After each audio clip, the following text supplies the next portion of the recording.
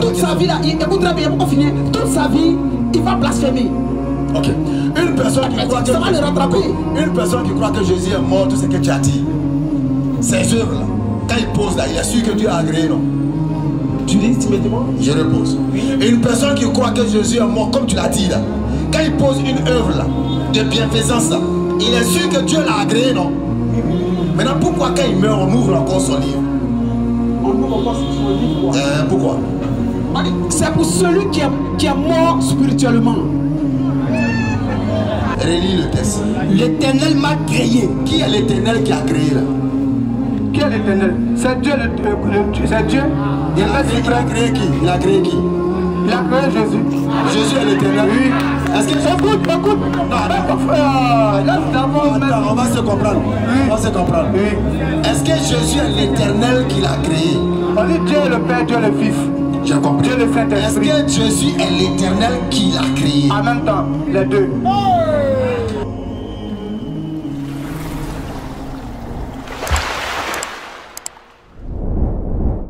Le fait d'appeler quelqu'un à se soumettre à Dieu est intéressant.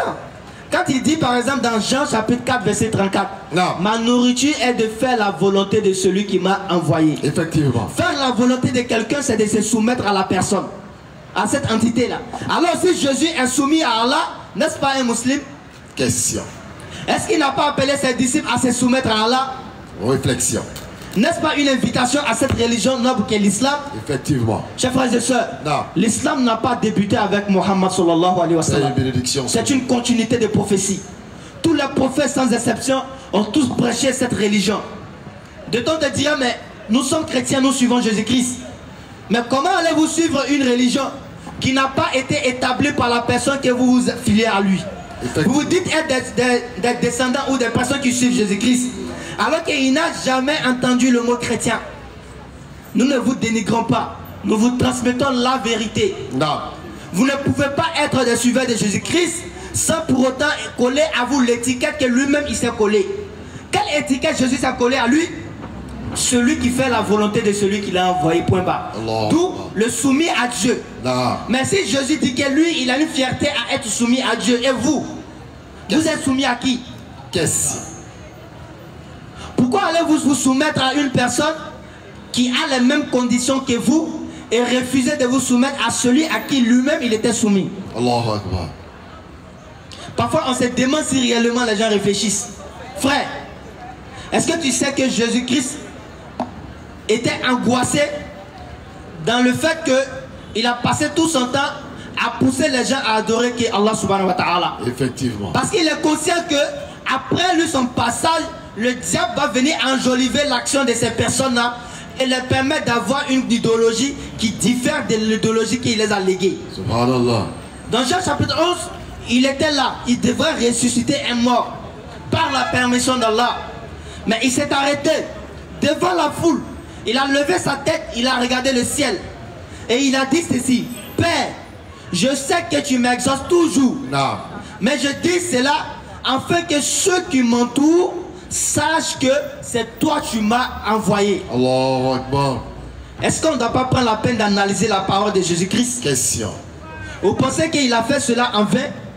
Pourquoi, avant de ressusciter, il s'arrête devant la foule, il lève la tête et il dit que lui, son inquiétude, sa préoccupation, c'est que les gens qui l'entourent là sachent que c'est Dieu qui l'a envoyé. Est-ce que quelqu'un peut envoyer Dieu? Question. Et celui que Dieu a envoyé, il est qui? Oui. N'est-ce pas là un envoyé, un prophète de Dieu? Et à quel moment un prophète de Dieu peut être Dieu? Question. Réfléchissons, méditons et ne mourrons pas sans être musulmans. Bismillah ya Cheikh. Faites le rappel, car le rappel profite aux croyants. Et rappel là où le rappel est profitable. Allez nous là dans la sourate 51, verset 55. Et il nous dit également le but de notre existence. Il n'a créé les hommes et les djinns rien que pour son adoration. Sourate 51, verset 56. Et tout à l'heure, le frère il a parlé de Jésus que tout le monde connaît. Pourquoi? Parce que dans la sourate 3, verset 84, nous ne faisons aucune différence entre les prophètes d'Allah envoyés sur la terre. Pour nous, sourate 3, verset 84. Pour nous, tous les prophètes sont sur le même pied d'égalité. Les défendre, c'est notre devoir. Les présenter, c'est notre exercice. Les suivre, c'est notre foi. C'est bien pour cette raison que vous verrez que nous allons parler de tous les prophètes sans exception. Parce que le cœur du message n'est rien d'autre que l'unicité d'Allah, l'unicité de Dieu, prônée à la face de la terre. Pourquoi nous disons Allah? Parce que Allah, il est le nom du véritable créateur des cieux et de la terre. Et ça, c'est une information pour ceux qui ne savent pas. Parce que Dieu ne s'appelle pas Yahweh. Pas du tout. Il ne s'appelle pas Yeshua. Loin de là. Ce sont des attributs qui font office de nom. Effectivement. Mais son nom propre, c'est Allah. Allahu Akbar. Ne prenez pas ça comme une langue arabe. C'est loin d'être une langue arabe. Exact. C'est le nom universel du Créateur. En dépit de la version de ceux qui refusent la lumière de l'islam. Nous sommes ici en tant que jeunes pour interpeller la conscience de la jeunesse. Pour vous dire qu'être jeune, ce n'est pas une fin en soi. Pour vous dire que être jeune, c'est vivre selon ce que la prescription divine te recommande. Voici la véritable raison et le sens véritable de l'existence de la jeunesse.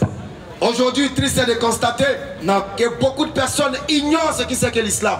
Quand ils entendent l'islam, ils pensent automatiquement au nord.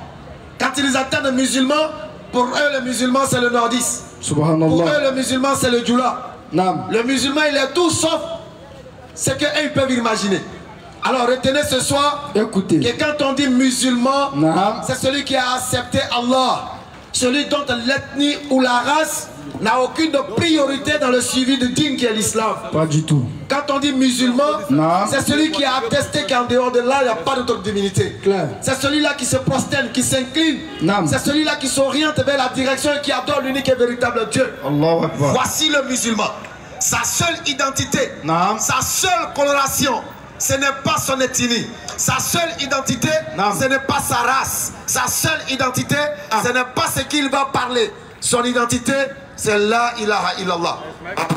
À savoir qu'il n'y a point d'autre Dieu, point d'autre divinité digne d'être adoré en dehors d'Allah.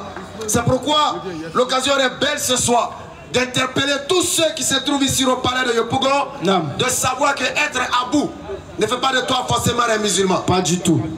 Être Mohamed ne fait pas de toi forcément un musulman. Loin de là. Être Chaka ne fait pas de toi forcément un musulman. Exact. La preuve, je sais que vous êtes tous témoins ici.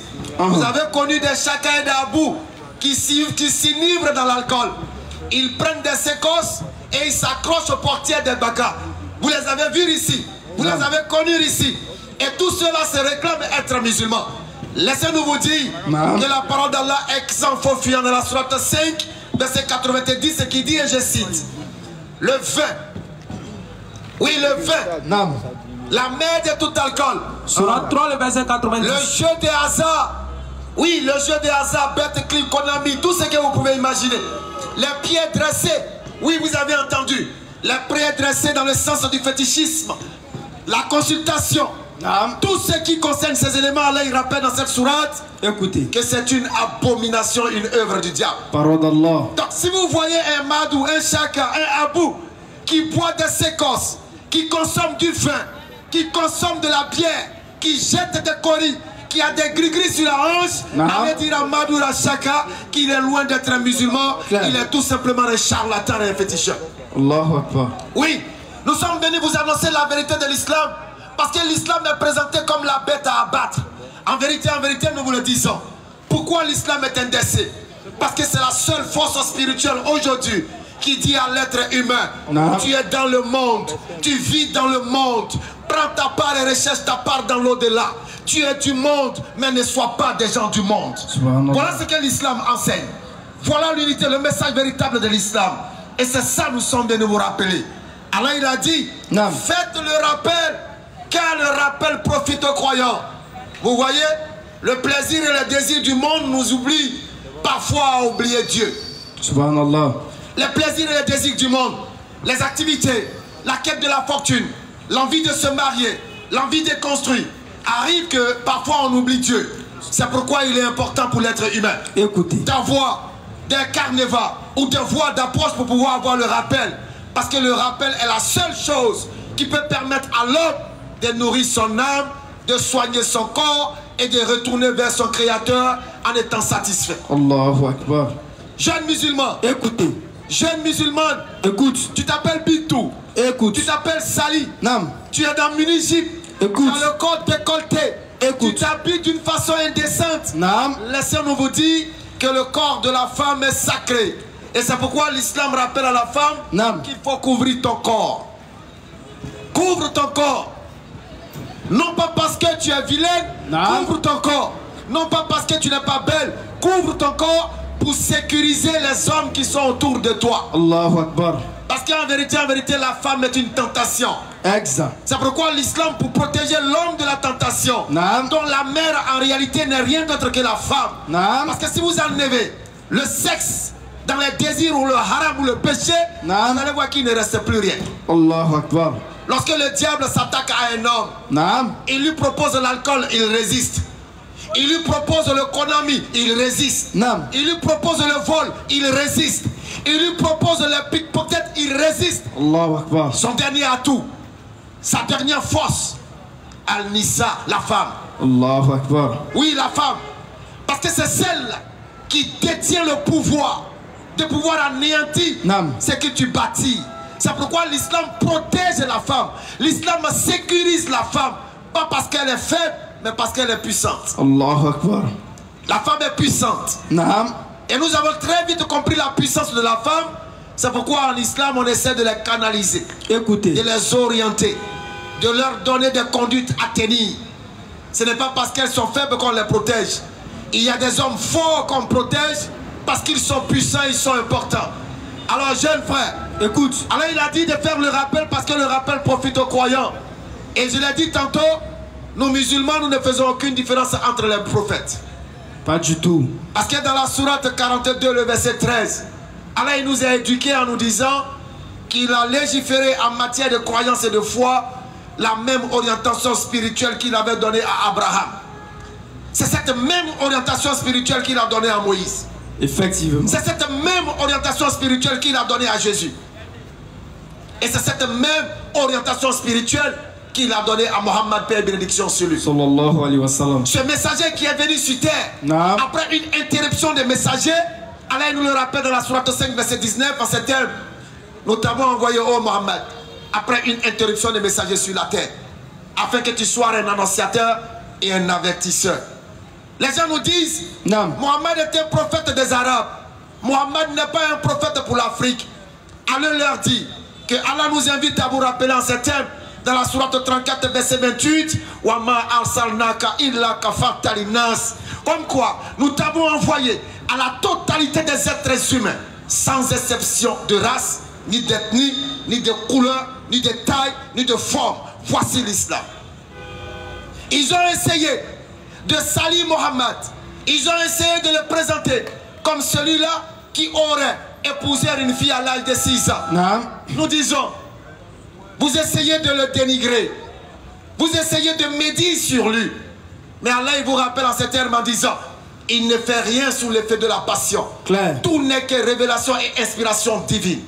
Ils ont dit qu'il aurait pris la femme de son fils adoptif. Subhanallah. Et ils prennent cela pour ironiser, oubliant la profondeur et la spiritualité qui se trouve dans ce haya, qui dit que le fils adoptif ne peut pas être ton fils au même titre que tes enfants de sang. Pas du tout. Pourquoi est-ce qu'Allah nous enseigne cela? Écoutez. Pour dire que le fils adoptif a un père.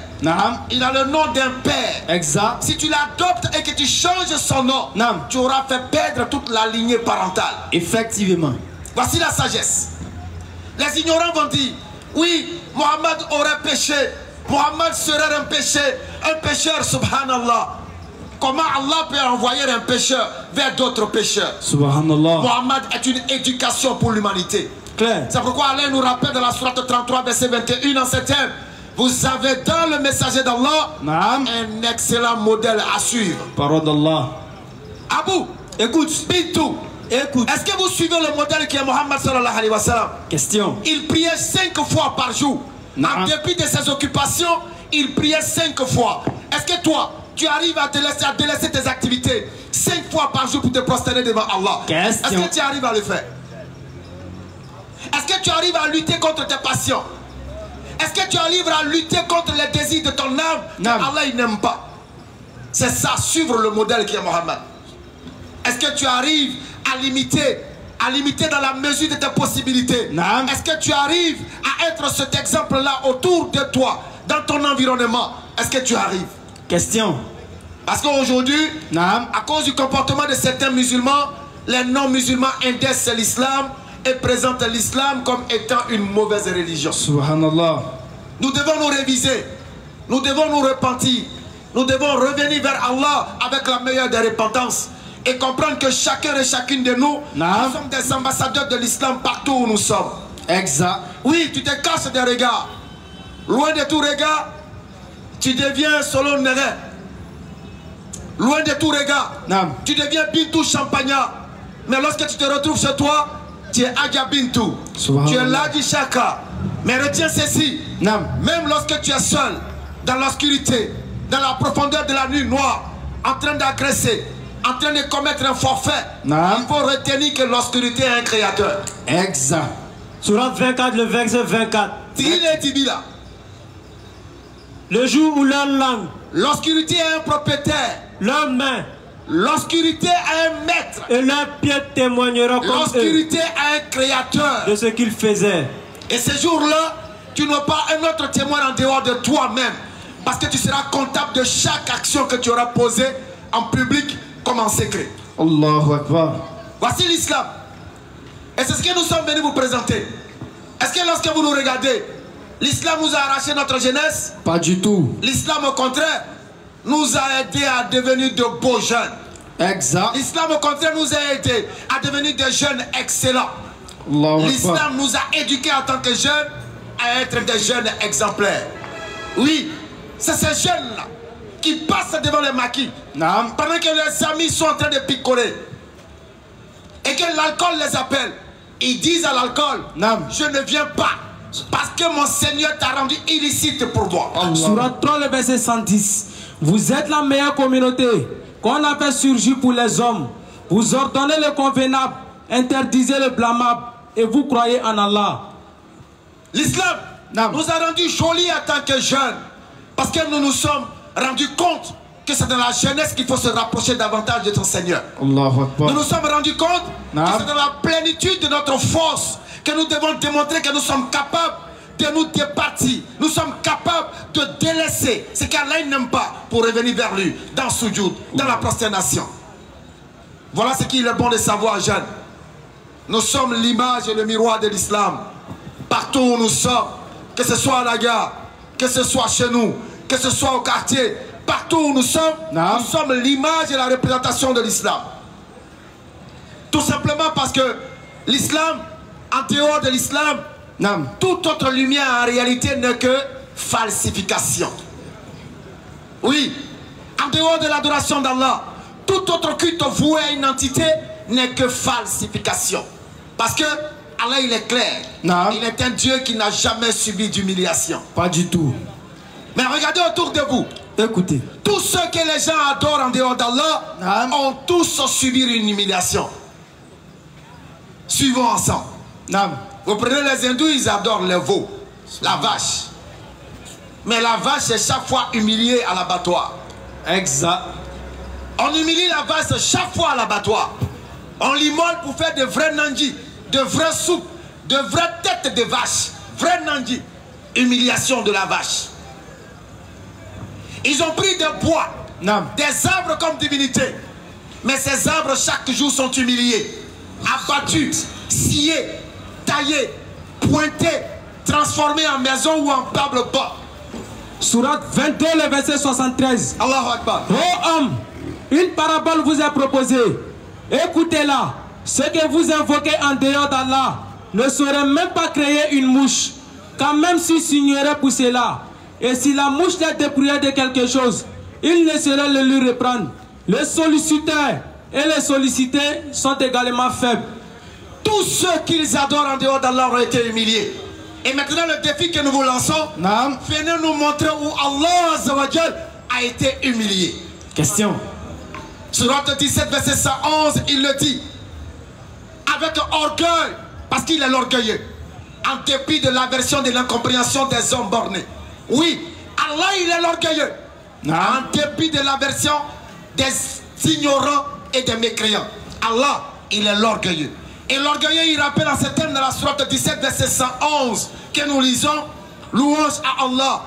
Il ne sait jamais. Allons-y. Et dit, louange à Allah. Toute la louange est pour Allah. Qui ne s'est jamais attribué d'enfant. Il ne s'est jamais attribué d'enfant. Qui n'a point d'associé. Il n'a point d'associé. Dans la royauté. Ah. Et qui n'a jamais eu de protecteur. Il n'a jamais eu de protecteur. De l'humiliation. Il n'a jamais connu d'humiliation. Et proclame hautement sa grandeur. Il n'a jamais eu d'enfant, pas d'associé, pas de protecteur. Jamais il n'a été humilié en tant que divinité suprême. Et vous avez vu, la vache que les gens adorent est humiliée. L'arbre qu'ils adorent est humilié, on la bat. La rivière qu'ils adorent est humiliée. Il y a des gens qui vont se baigner dans cette rivière. Il y a des gens qui vont déféquer dans cette rivière. Non. Des gens vont uriner dans cette rivière. Oui, la terre même qu'ils adorent est foulée aux pieds par nos pas. Nous prenons des tabacs, nous la retournons comme nous voulons. Tout ce qu'ils adorent en dehors d'Allah est humilié, sauf Allah, parce qu'il est le véritable. Et aucun d'eux ne peut attester l'humiliation d'Allah, parce qu'ils ne peuvent le voir, mais lui pèse tous les regards. Comment humilier une divinité dont tu ne peux pas voir? Tu ne peux que voir au travers de sa manifestation. Allahu Akbar. Voici l'islam. Voici la vérité de l'islam. C'est la meilleure de faire en coyer. Ce n'est pas une histoire de muscles. C'est une histoire de volonté. Claire. C'est une histoire de désir et d'amour. C'est une histoire de partenariat entre le créateur et sa créature. C'est une histoire d'alliance. Une histoire de relation. Une histoire de connexion. C'est pourquoi Allah il dit qu'il est plus proche de chacun et chacune de nous que notre veine jugulaire. Allahu Akbar. Jeunesse musulmane, écoute. Jeunes musulmans, écoute. Aujourd'hui le hasard n'existe pas. Ta présence et l'écoute par ton oreille n'est qu'une grâce divine. Allahu Akbar. L'islam, loin d'être une religion de terreau, est en réalité la religion qui vient pour parfaire l'être humain. Allah. Parce que l'islam, au-delà de ta forme, au-delà de ton physique, rentre dans ton intérieur. C'est pourquoi Allah il dit que le Coran est une guérison pour ce qu'il y a dans les poitrines. Allahu Akbar. Le Coran est une guérison pour le cœur. Le Coran est une guérison pour le cœur. C'est pourquoi le musulman, même éprouvé, lorsque son cœur il est guéri, il ne regarde pas à un charlatan. Il ne regarde pas à un magicien. Oui, je parle du musulman. Je ne parle pas du Djoula. Je parle du musulman. Celui-là qui a attesté Allah en disant Allah, j'ai entendu et j'ai obéi. Allahu Akbar. C'est de lui que je parle. Je parle du musulman. Je ne parle pas d'une ethnie. Je parle du musulman, dont la seule coloration est l'obéissance à la parole d'Allah. Dont la seule identité est la reconnaissance et la crainte d'Allah subhanahu wa ta'ala. Allahu Akbar. Ils s'étonnent. Ils disent oui, vous nous invitez vers un Dieu qui ne comprend qu'une seule langue. Subhanallah. Vous nous invitez vers un Dieu qui me demande de l'adorer dans la langue arabe, alors que moi je ne comprends pas l'arabe. Subhanallah. Allez leur dire, dans la sourate 30, à partir du verset 21, dans la variété de vos idiomes, dans la variété de vos couleurs, dans la variété de vos dialectes, il y a en cela des signes pour des personnes qui raisonnent. Parole d'Allah. Parce qu'en vérité, Allah il est le créateur de toute langue, toute ethnie, toute race. Il comprend toute langue, toute ethnie, toute race. Mais pourquoi la conservation de la langue arabe? Question. Parce que sur Sourate 14, verset 4, nous avons envoyé chaque prophète avec la langue de son peuple. Et c'est le même encore, Allah il dit, si tu étais venu à eux en tant qu'arabe, en parlant l'anglais, ils allaient dire, mais attends, on est dans quoi? Un prophète arabe qui parle anglais, il vient encore avec la langue de son peuple, on nous dit, mais attends, on est dans quoi? Moi je suis Wabé, je suis Guéré, il a fait quoi avec l'arabe? Pourtant ils sont les premiers ici à mémoriser toute la chanson des Anglais, des Espagnols. Tu demandes ici à Abou, il va te chanter Bob du début jusqu'à la fin en anglais. Mais il ne comprend pas l'anglais, il ne sait même pas parler l'anglais. Ils disent, pourquoi forcément la langue arabe? Oui, la langue arabe. Tout simplement parce que, au travers de cette langue de la révélation, nous gardons l'unité, nous gardons la fraternité, nous évitons de nous différencier. Et partout où nous sommes, nous nous trouvons en famille. Et nous nous trouvons chez nous. Même en Chine, lorsque le musulman il arrive, il trouve son identité dans la langue de la révélation avec le chinois. Imaginez-vous dans cet instant, un vieil homme qui quitte au village, qui ne comprend aucune langue, et qui arrive dans un territoire où là-bas aussi on parle une langue qu'il ne comprend pas. Mais grâce à la langue de la révélation conservée, il retrouvera une communauté. Il retrouvera une famille. Il retrouvera une unité. C'est pourquoi nous gardons la langue arabe. C'est pourquoi nous gardons la langue de la révélation. Pour permettre à chaque mot, à chaque lettre, à chaque voyelle de garder sa puissance dans la révélation. Oui, nous faisons la salat dans la langue arabe. Mais lorsqu'il s'agit de prier dans le sens de demander à Allah, nous pouvons demander à Allah dans toutes les langues. Dans n'importe quelle ethnie. Nous pouvons le dire dans ce qu'on veut. Mais lorsqu'il s'agit du culte de l'adoration, il faut faire le culte de l'adoration dans la langue de la révélation. Voilà l'islam. Ils ont dit, mais pourquoi il y a un pasteur qui disait comme ça, que lorsqu'il prie, ils mettent les fesses en l'air, pardon, subhanallah. Ils mettent les fesses en l'air comme si, subhanallah, ignorance des ignorances. Il ignore que lui-même il est ignorant, oubliant que tous les prophètes passés sur la terre se sont prosternés, tête contre terre, se sont prosternés devant leur Seigneur. Mais en voulant se moquer de l'islam, ils se moquent en même temps de tous les prophètes auxquels ils croient. Jésus l'a fait, Moïse l'a fait, Abraham l'a fait, et le livre de Néhémie vous donne la totale. La pratique de l'islam décrite dans sa Bible, mais il fait semblant de l'ignorer. C'est pourquoi nous, en tant que musulmans, nous devons faire l'effort de garder cette lumière de l'islam en nous. Exact.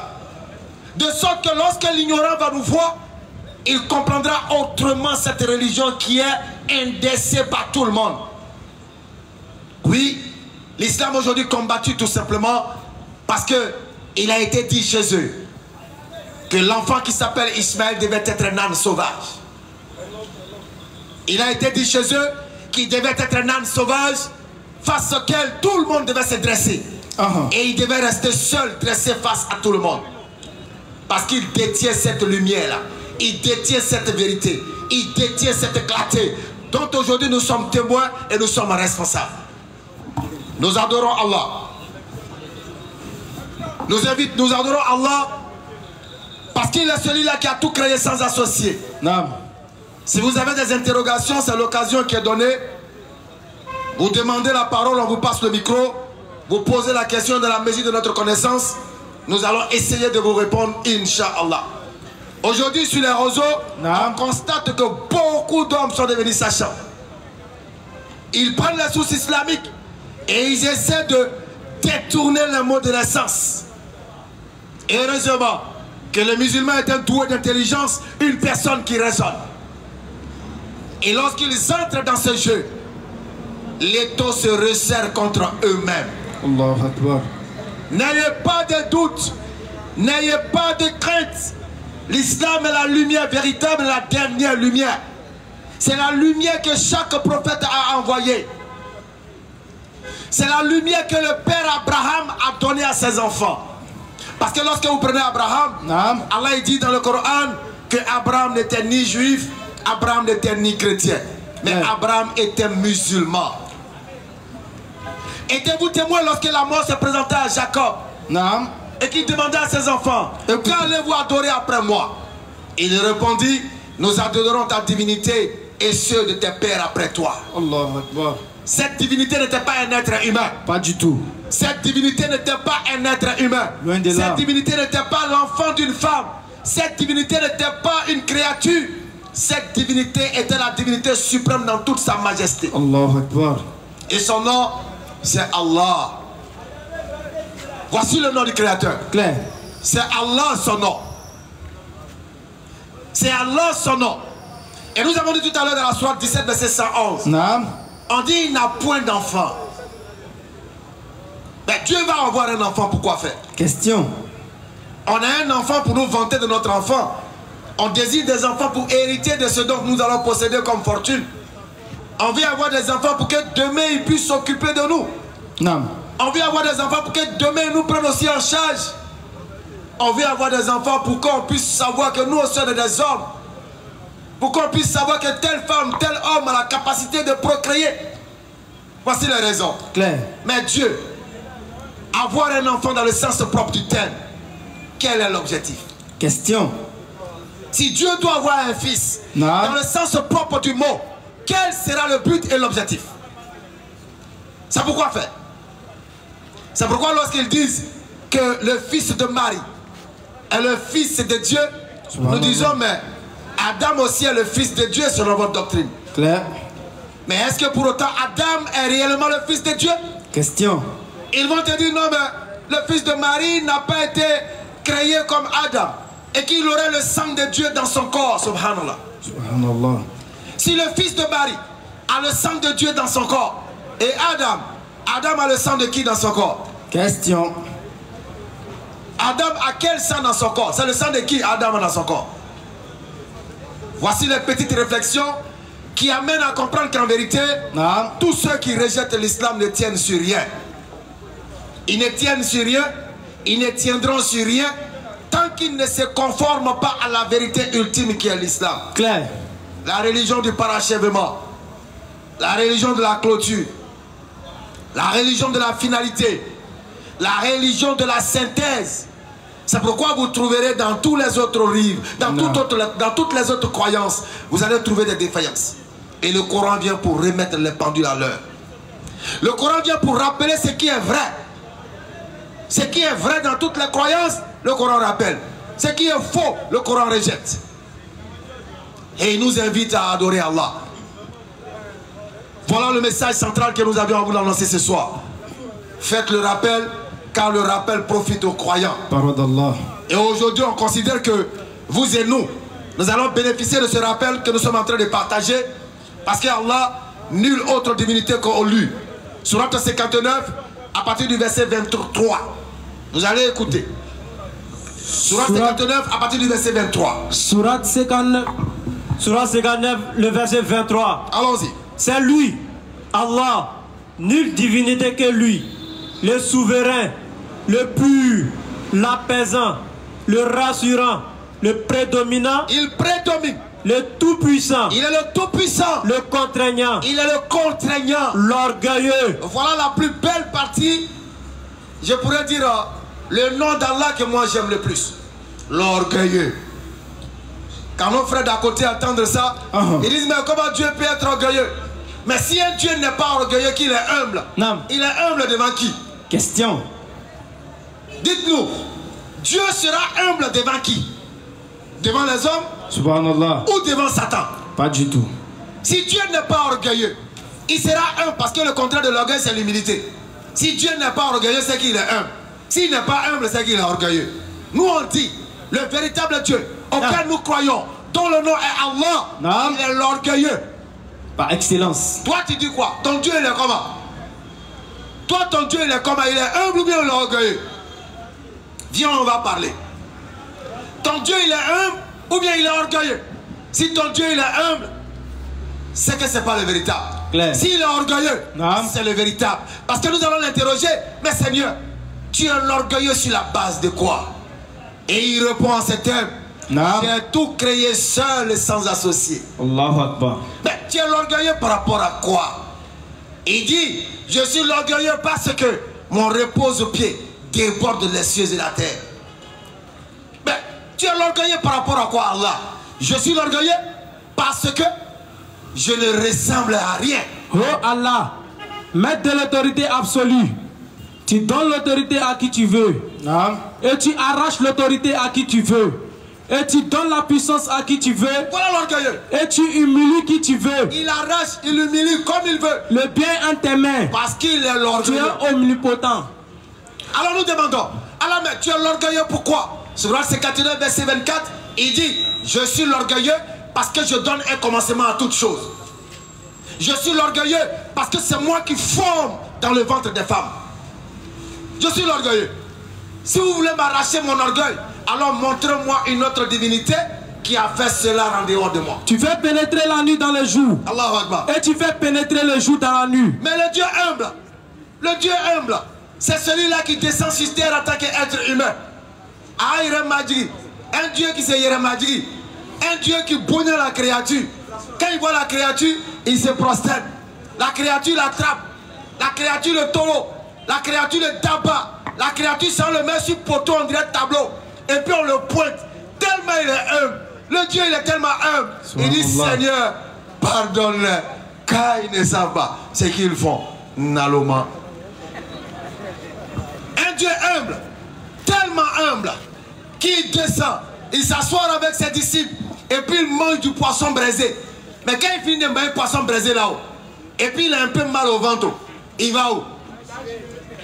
Il est tellement humble, qu'il peut lutter la douche avec ses disciples. Non, non, non. Nous, notre Dieu, il est orgueilleux. Il est l'orgueilleux. C'est pourquoi lorsque Satan, lorsque Iblis, lorsque Satan va se révolter, il va se révolter dans l'intention d'être meilleur que Adam, que Allah a désigné comme calife sur la terre. Allah il va dire, mais tu t'enfles d'orgueil, pourquoi? Question. Tu t'enfles d'orgueil, pourquoi? Tu es qui? Tu es une créature, tu te gonfles d'orgueil, pourquoi? Voilà ce qui a valu à Satan d'être banni. Parce qu'il a pris un attribut qui ne sied pas à ce qu'il est. Il a pris l'attribut de l'orgueilleux alors qu'il n'est pas digne d'être orgueilleux parce qu'il n'a rien créé et lui-même est une créature. Allah il est l'orgueilleux. Celui qui donne un commencement à toutes choses. Non. Le formateur.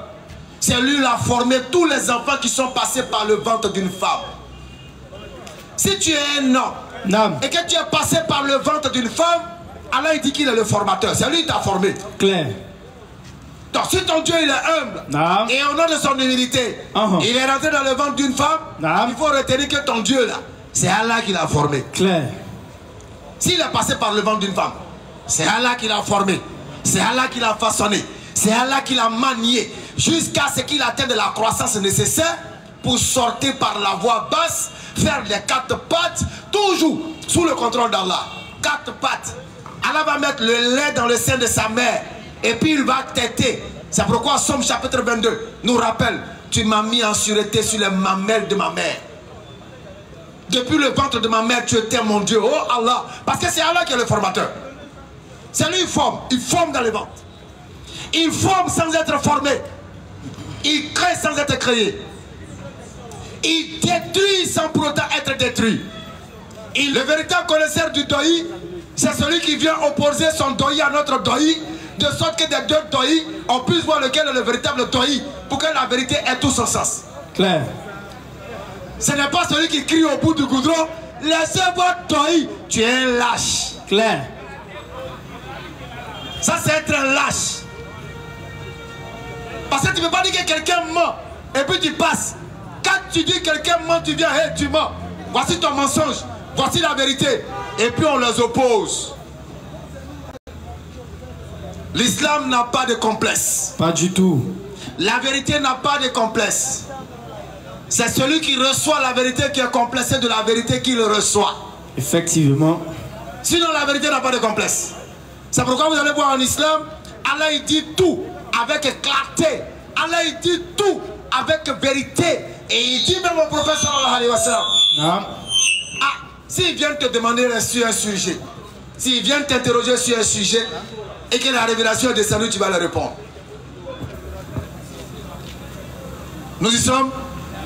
Alors, chers frères et sœurs en islam, nous osons espérer que nous aurons l'occasion de nous retrouver ici, Inch'Allah, le temps de coordonner avec les responsables, que nous puissions nous retrouver ici chaque vendredi, pourquoi pas, pour qu'on puisse bénéficier de ce rappel, comme à la belle époque, au palais de Yopougon, Inch'Allah. Bismillah. Alhamdulillah Rabbil Alamin. Alhamdulillah Rabbil Alamin. Soyez la bienvenue sur l'esplanade du palais de Yopougon. Bonne arrivée, maître Béni Islam. Alors. Oui, alhamdulillah, merci pour le bon arrivée. Donc je tiens déjà à dire aux internautes que voilà. Et là actuellement j'ai l'angine de Paris. qui fait que vous allez voir que ma voix a un peu changé, mais je pense que j'ai vu le médecin. Et le médecin, il a dit que j'ai au moins 2 semaines pour que ma voix puisse être réparée.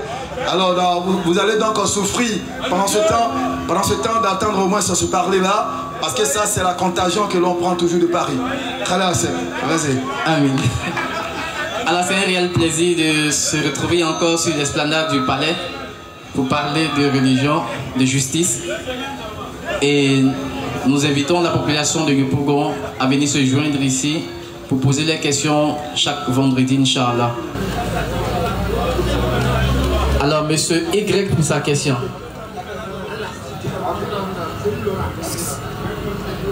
Donc là, tu ne vaux rien. C'est quel moyen de sécurité ça? Comment il a fait pour les passer?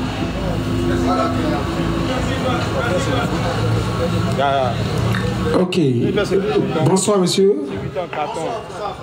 Ok, j'ai juste une question.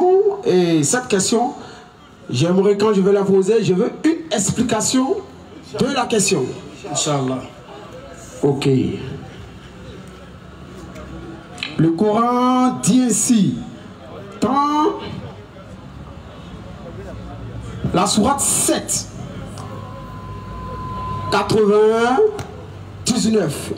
Je veux qu'on la lise et puis tu vas donner l'explication, l'entendement de ce passage-là.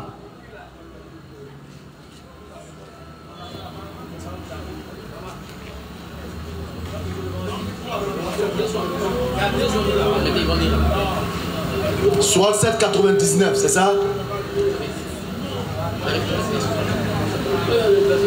Soit 7,99. Tu es sûr que c'est ça? Oui, c'est ça.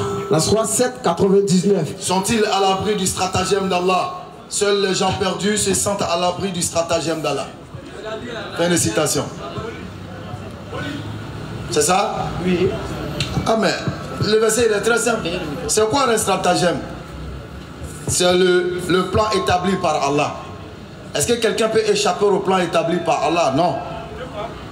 C'est tout. Sont-ils à l'abri du stratagème d'Allah? Seuls les gens perdus se sentent à l'abri. C'est-à-dire seuls les mécréants pensent qu'ils peuvent échapper au contrôle de Dieu. Tu comprends? C'est un peu comme un voleur.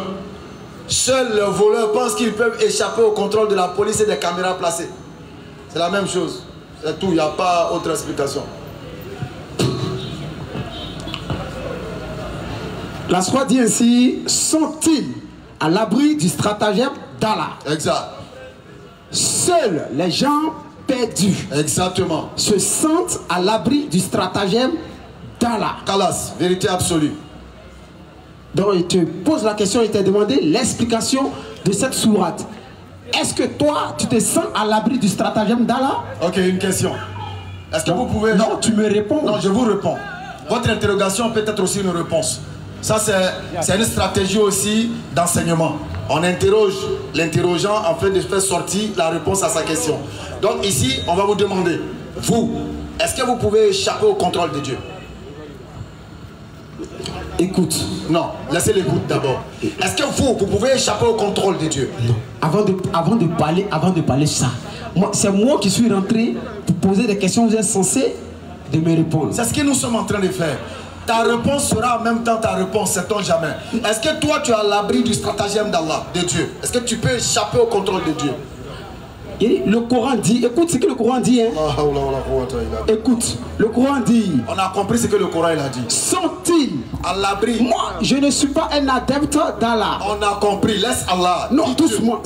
Il faut dire Dieu, il faut laisser Allah. C'est ce qui est écrit ici. Non, j'ai compris. Puisque tu dis que tu n'es pas un adepte d'Allah, oui. Si on t'explique que selon Allah, tu ne vas pas l'accepter. Non, il dit selon ce qu'Allah écrit. Donne-moi l'explication.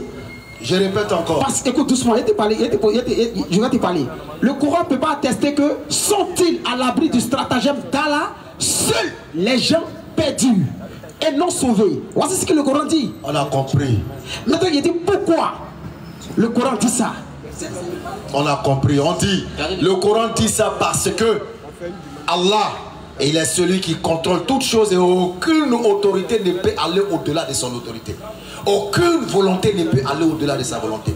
Et tout ce que tu vas manigancer comme stratégie là, ça est dans la stratégie, ça est dans la connaissance d'Allah. Est-ce que c'est que le voleur il fait dans le noir là? Est-ce que Dieu ne sait pas?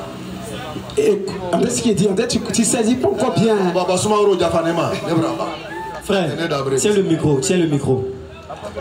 Tu as lu le test, non? Non, écoute, moi, il a posé une question d'avance. Je lui ai demandé, est-ce que toi, tu es à l'abri du stratagème d'Allah? Non. Non? Non. C'est quoi stratagème d'Allah? Prends le micro. Frère, tu nous as posé question, tu as répondu non? On te demande, c'est quoi stratagème d'Allah? Stratagème, la définition que je peux donner, c'est ruse raffinée. D'accord. Ça veut dire que les plans qu'Allah trace pour atteindre un objectif, n'est-ce pas? Il vient. Si Allah planifie de toi te nuire ou de te faire du mal, est-ce que tu es à l'abri de ce malheur qu'Allah veut t'infliger? Tu dis si Allah me fait quoi? Si Allah planifie quelque chose pour te faire souffrir toi, est-ce que tu seras à l'abri de cette souffrance qu'Allah veut pour toi? Mais écoute, non. Mais écoute. C'est ce qu'il a dit. Non, il dit aussi, il n'est pas sous la... Doucement, doucement, doucement, doucement. Mais le hic qu'elle a là, écoute, le verset dit ainsi, seuls les gens perdus, justement, et non sauvés. Mais si tu as perdu, tu vas pas aussi. Je t'explique maintenant, tu vas comprendre. Tu as coupé le verset. Si tu avais lu le contexte, tu allais comprendre. Regarde, au verset 98, les gens des cités sont-ils sûrs que notre châtiment rigoureux ne les atteindra pas le jour pendant qu'ils s'amusent? C'est-à-dire, il dit les gens de la cité, au moment où ils s'amusent, alors que nous avons envoyé l'amusement ici, c'est pas le fait de jouer bien, c'est le fait de se détourner de la parole des messagers. Tu comprends, non? Il vient. Dieu envoie des prophètes vers eux. Ils s'en détournent en profitant de suivre leurs passions. Ils s'amusent, profitent de la vie. Ils donnent tort au message des messagers. Et Allah, il dit, ces gens-là, ils pensent qu'ils sont sûrs que notre châtiment ne leur atteindra pas. Et le verset 99 que tu as pris, Allah, il dit maintenant, sont-ils à l'abri du stratagème d'Allah? Point d'interrogation. C'est une question. Est-ce que ces personnes-là, ils sont sous l'abri? Est-ce qu'ils peuvent se cacher du châtiment d'Allah? Le stratagème d'Allah, c'est la punition qu'Allah va les infliger. Est-ce qu'ils sont à l'abri de cette punition-là? Point d'interrogation. Et il continue pour dire, seuls les gens perdus se sentent à l'abri du stratagème d'Allah. C'est-à-dire quelqu'un qui est égaré, qui a le cœur scellé, il pense qu'Allah ne peut rien lui faire. Pourquoi? Parce qu'Allah lui donne la liberté sur la terre.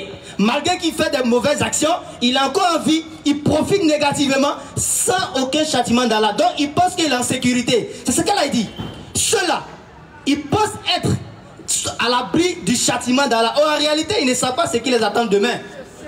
Est-ce que tu comprends? Voilà. Ok.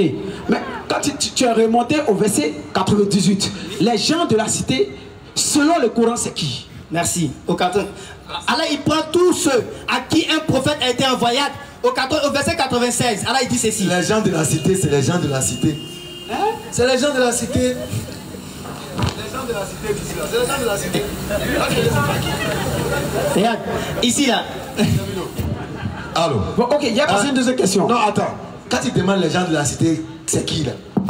Ce sont les gens de la cité. Tout de suite on dit les gens de cette cité. Et puis tu me demandes c'est qui? Mais c'est les gens de la cité. Bon, comme tu ne sais pas si tu es à la rue, tu peux pas me dire les gens de la cité, écoute. Oui, vas-y. Mais le Coran atteste que les gens de la cité, c'est des croyants, c'est des mécois. C'est ceux qui croient en l'islam. Pourquoi il dit moi. Alors, au verset 14, regarde.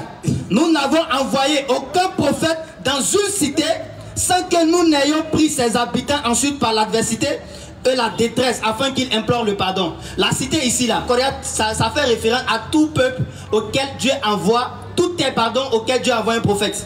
Dieu envoie, c'est pas forcément la Mecque. Avant eux, là, est-ce que les autres, là, c'était pas des cités?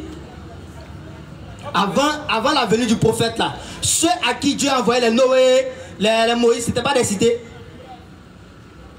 Ok. Bon, est-ce que tu as 100% actuellement? Doucement. Doucement, passons. Il y a une deuxième question encore. S'il dit passons, c'est qu'il a compris. Non, moi j'ai pas compris. Allô? J'ai pas compris. C'est pas grave. Alors, parce que le Coran ne peut pas dire qu'être à l'abri de quelque chose et puis on va te traiter de perdu. Est-ce que tu comprends? On te pose la question. Quand quelqu'un vient, il vient un peu te dire, est-ce que lui là il pense qu'il m'aime moins? Écoute bien. Est-ce que lui là il pense qu'il m'aime moins? Est-ce que ça veut dire que tu m'aimes moins? Est-ce que seuls les ignorants pensent qu'ils me moins? Ça ne veut pas dire qu'ils me moins. Frère, il y a une deuxième question. À 100%. Il y a une deuxième question. Ok. Ça, quand il y a dit me moins, ça me rappelle. Il y a une deuxième question. Je veux qu'on me lise la sourate. Bien sûr que les ignorants me moins. Il y a une deuxième question. Je veux qu'on me lise la sourate 9 au verset 17 à 18. Et puis je veux l'explication. Si tu l'as là-bas, tu lis et puis on explique, c'est pas mauvais. Sourate 9, 17 à 18. 17 à 18. Il n'appartient pas aux associateurs de peupler les mosquées d'Allah, vu qu'ils témoignent contre eux-mêmes de leur mécréance. Voilà ce dont les œuvres sont vaines, et dans le feu, ils demeureront éternellement. Claire. Verset 18. Ne peupleront la mosquée d'Allah que ceux qui croient en Allah. Exactement. Et au jour dernier, accomplissent la salat, acquittent la zakat et ne craignent qu'Allah. Il se peut que cela soit du nombre des bien guidés. Oui. Je veux une explication. Pourquoi le Coran dit ici, tous ceux qui peuplent les mosquées d'Allah, ils acquittent la zakat, ils acquittent la salat, ils font tout ça, mais ces derniers, il se peut que un doute sur le salut. D'accord. Frère, le verset ici n'établit pas un doute sur le salut. Le verset ici ramène toujours le croyant à donner l'absolu de la connaissance à Dieu. Écoute, non, écoute. Calme-toi. Quand tu prends même l'histoire de Jésus, quand Jésus il parle, il ramène toujours ce qu'il dit à la connaissance de Dieu. Donc quelqu'un qui a fait le bien ne peut pas attester de son action qu'il va au paradis. Lorsqu'ils ont envoyé les deux fils de Zébédée à Jésus, je viens, et que la mère a dit, voici mes enfants, que l'un soit à droite, l'autre à gauche. Jésus dit quoi? Pour aller vite, tu ne sais pas ce que tu demandes. Il peut marcher avec moi, il peut manger avec moi. Mais pour ce qui est d'être à gauche ou à droite, ne dépend pas de moi. En d'autres termes, je ne connais pas. Dieu seul sait. Donc le peut-être ici ne ramène pas à rien d'autre. Sinon la sourate 46, à partir du verset 12, ceux qui disent qu'ils sont musulmans, Allah il dit ce sont les gens du paradis. Donc c'est pas le doute. Le peut-être ça ramène à quoi? Ça ramène à la connaissance absolue de Dieu par rapport aux actions que tu fais. Est-ce que toi, écoute-moi bien, écoute. Est-ce que tu as la certitude que le bien que tu fais est agréé par Dieu? Prends le micro. Est-ce que tu peux avoir l'audace de dire ici devant Dieu que moi, toutes les actions de bienfaisance que j'ai posées là, non. Toi Dieu, tu l'as accepté. Donc maintenant c'est toi qui me poses des questions. Alors, réponds à ma question. Non, c'est toi qui me poses question maintenant. Oui, je te pose une question. Je te pose une question de compréhension dans ta question. C'est moi qui suis censé te poser des questions. Justement, l'élève est censé poser des questions au maître et le maître en retour peut en poser pour que l'élève puisse avoir sa réponse. Mais si moi, le verset qui t'est donné là, tu as donné l'explication qui, selon le verset, ça n'a rien à voir. Justement, voilà pourquoi je vais faire une illustration en te posant la question de savoir, est-ce que toi, en tant que croyant, tu as la certitude devant Dieu que toutes les actions que tu as posées, Dieu les a acceptées? Oh, moi je crois, écoute très bien ce qui a été dit. Moi, je crois que le Seigneur Jésus-Christ est Dieu. C'est pas de ça que je parle. Non, yes, là tu réponds. Attends, vas-y. Yes, là tu réponds. Vas-y. Tu ne peux pas faire les actions. Quelle action? La Bible nous dit ici, on t'a prêché, tu as cru, tu as pris ton baptême, tu es sauvé. Quelle action? C'est ce qu'il a dit. Je repose encore ma question. Je ne te parle pas de baptême. Je te parle d'action. Tu as parlé des zakat. Tu as parlé de jeûne. Et le peut-être. Tu as fait une connexion.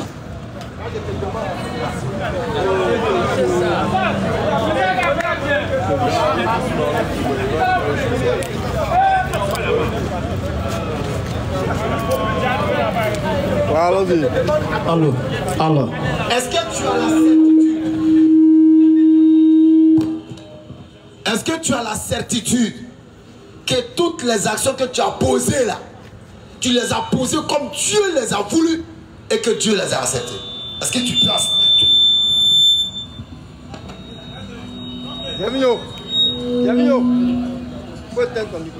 Est-ce que tu as cette certitude là? C'est tout ce qu'on demande. La certitude. Oui. Hein? Oui. Tu as la certitude. Oui. Sur la base de quoi? Comment c'est la base de quoi? Non, tu as posé une action. Donne-moi les éléments qui attestent que ce que tu as posé, Dieu l'a agréé. Et que tu les as fait comme Dieu les a demandé. Donne-moi la preuve. Tu sais pourquoi tu ne réponds pas? Pourquoi? Parce que ton cerveau n'est même pas en accord avec ta réponse. Il dit qu'on juste. C'est ce que je dis. Quoi? Tu m'as posé une question, il était déjà répondu. Il dit j'ai la certitude. Donne-moi maintenant la preuve de ta certitude. Donne-moi. Qu'est-ce qui te donne la certitude? Vas-y.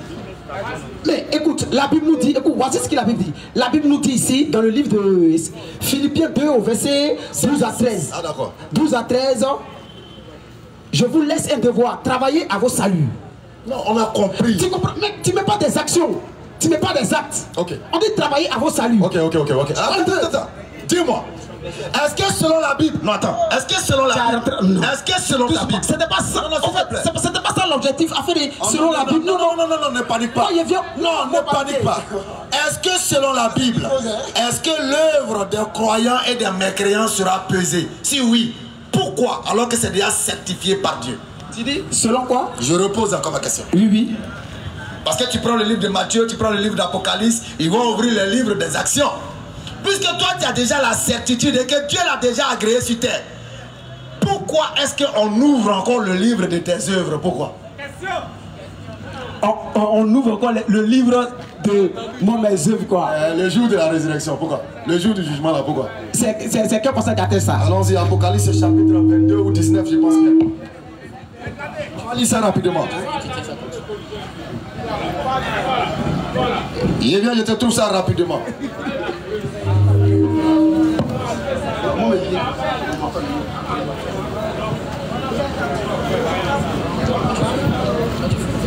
Apocalypse chapitre 20 verset 12. Et j'ai vu les morts, les grands et les petits, se tenaient devant le trône. Des livres furent ouverts. Et un autre livre fut ouvert, celui qui est le livre de vie. Et les morts furent jugés selon leurs œuvres, d'après ce qui est écrit dans ces livres. Dis-moi, toi qui as la certitude que l'action que tu as posée est agréée, pourquoi tu es encore jugé selon tes œuvres? Tu as lu l'Apocalypse là. On dit, et les morts furent jugés selon leurs œuvres. Pourquoi? Mais écoute, mais celui qui ne croit pas que Jésus-Christ est... Est-ce qu'on peut juger quelqu'un qui est déjà agréé? Laissez parler. Est-ce qu'on peut juger quelqu'un qui est déjà agréé? Ton problème c'est qu'elle est là, laissez parler. Non, tu vas parler. Est-ce qu'on peut juger une personne déjà agréée? Est-ce qu'on peut juger une personne dont les œuvres et les actions ont été déjà validées avec certitude par lui-même sur la terre? Est-ce qu'on peut le juger encore? Mais on dit, les morts furent jugés selon les œuvres. Pourquoi? Mais écoute, voilà pourquoi il te disait, il y a quelqu'un qui ne croit pas que Jésus est Dieu. Il est mort, il est ressuscité. D'accord. Mais physiquement, il est mort. Tu le vois, il marche, il mange, il a femme, il a voiture, il est mort. Ok. Toute sa vie là, écoute très bien, pourquoi finir? Toute sa vie, il va blasphémer. Ok. Une personne qui croit que ça va le rattraper. Une personne qui croit que Jésus est mort, tout ce que tu as dit, ces œuvres là, quand il pose là, il est sûr que Dieu a agréé, non? Tu dis, tu me demandes? Je repose. Oui. Une personne qui croit que Jésus est mort, comme tu l'as dit là, quand il pose une œuvre là, de bienfaisance là, il est sûr que Dieu l'a agréé, non? Oui. Maintenant, pourquoi quand il meurt, on ouvre encore son livre? On ouvre encore son livre quoi? Pourquoi? C'est pour celui qui est mort spirituellement. On dit les morts furent jugés selon les... Oh. Regarde. Frère, il ne faut pas te fâcher, Yaba. Non, voilà. Mais tu veux donner le micro pourquoi? Faut sourire un peu. Faut sourire. Écoute, doucement. Voilà. Moi, il ne venait même pas vous durer. C'était juste une question. Mais non, on ne veut pas durer même. Écoute. Donc celui qui croit à la mort de Jésus-Christ, il va au paradis.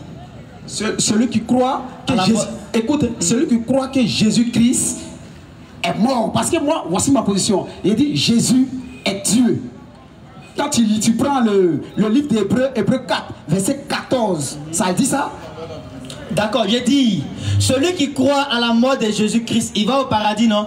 Celui qui croit que Jésus-Christ est mort. Écoute très bien, tu parlais. Vas-y. Il croit que Jésus-Christ est mort et ressuscité. Ils ont prêché l'évangile, la doctrine du Seigneur Jésus-Christ, qui est différent pour les religieux. Écoute très bien, tu parles. Bon, qui va au paradis? Ma question est simple, je ne demande pas de différence entre Posez les toutes vos différents. Je questions, dis, c'est un échange celui qui croit à la mort de Jésus-Christ, tel le moyen de sa rédemption, là, est-ce qu'il va au paradis? C'est une question, réponds. Il va très bien. Voilà, est-ce qu'il va être jugé avant d'entrer au paradis? Il va juger en comment? Est-ce qu'il sera jugé avant d'autres? Est-ce qu'un vrai chrétien peut être jugé? Je viens. Écoute, non, j'ai compris ta question. Ta question Je vais reformuler pour que tu comprennes. Okay. Un vrai chrétien, selon ta conception, selon tes critères, qui croit que Jésus est Dieu, qui croit que Jésus serait mort à la croix pour ses péchés, est-ce que ce dernier-là, il va directement au paradis ou bien il passe d'abord par le jugement? Je te réponds aussi. Un véritable chrétien va passer par le jugement. Mais le chrétien qui meurt là, le Coran l'a dit ça, quand tu prends la sourate, écoute très bien. Quand tu prends la sourate 3 au verset 55, tu peux lire, tu vas voir. Frère, est-ce qu'un véritable chrétien, selon tes conceptions, selon tes options, tes critères, oui, après sa mort, va-t-il directement au paradis ou bien il passe d'abord par le jugement? Quel jugement? Directement au paradis dans la sixième dimension. Maintenant, aide-moi à comprendre ce verset. Dans 1 Pierre 4, verset 17 nous dit ceci. Car c'est le moment où le jugement va commencer par la maison de Dieu. Mais tu vas pas comprendre, je vais partir au verset 16 d'abord. Mais si quelqu'un souffre comme chrétien, qu'il n'en ait point honte, et que plutôt il glorifie Dieu à cause de ce nom. Car c'est le moment où le jugement va commencer par la maison de Dieu. C'est quel jugement qui va commencer par la maison de Dieu? Question.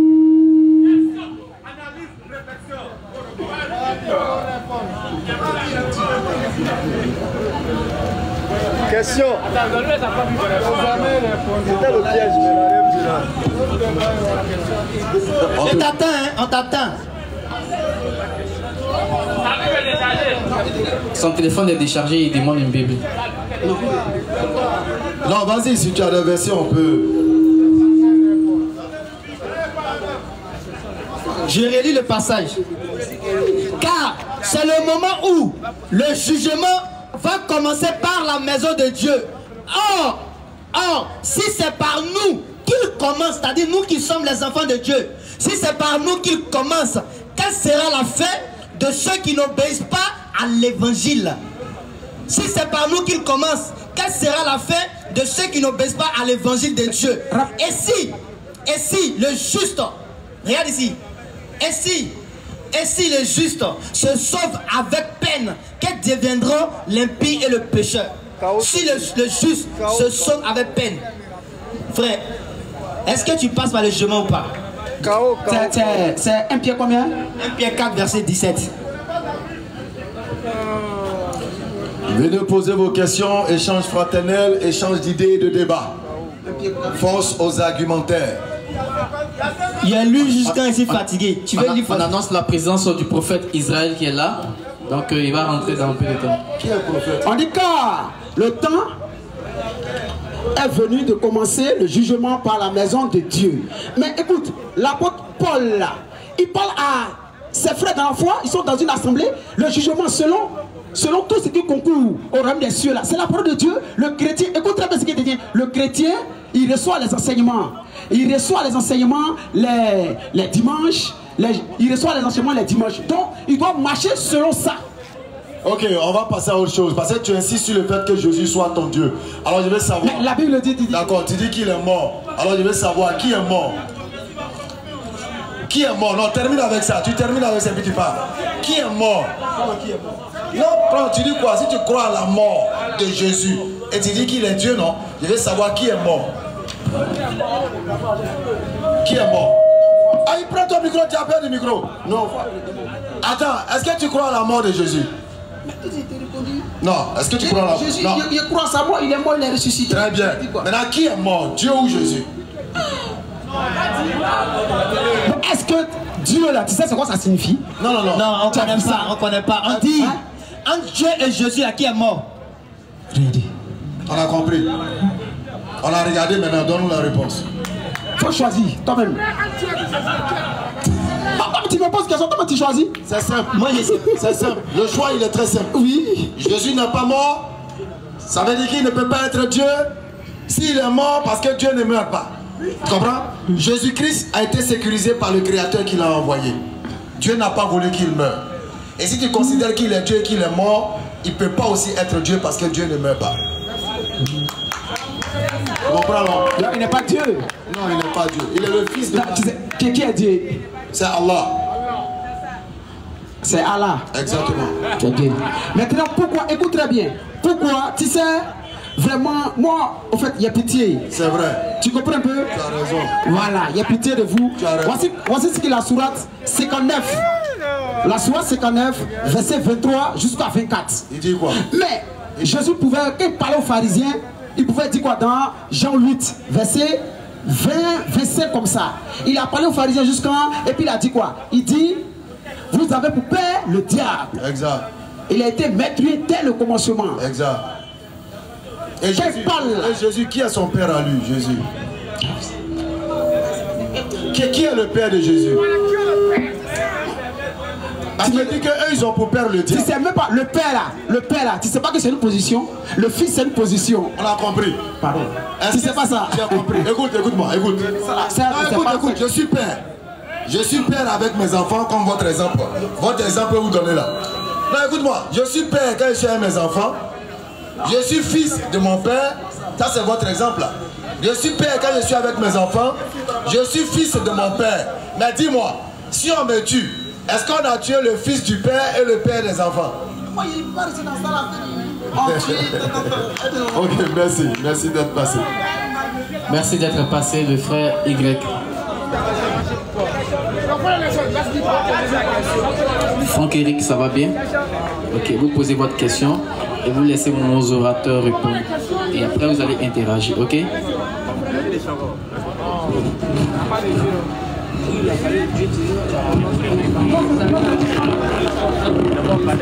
Bonsoir, chers frères. Ouais, bonsoir, frère. Merci d'être passé. L'échange, c'est fraternel, c'est amical et c'est de bonne guerre. Okay. Pas d'animosité, juste pour faciliter la compréhension des uns et des autres.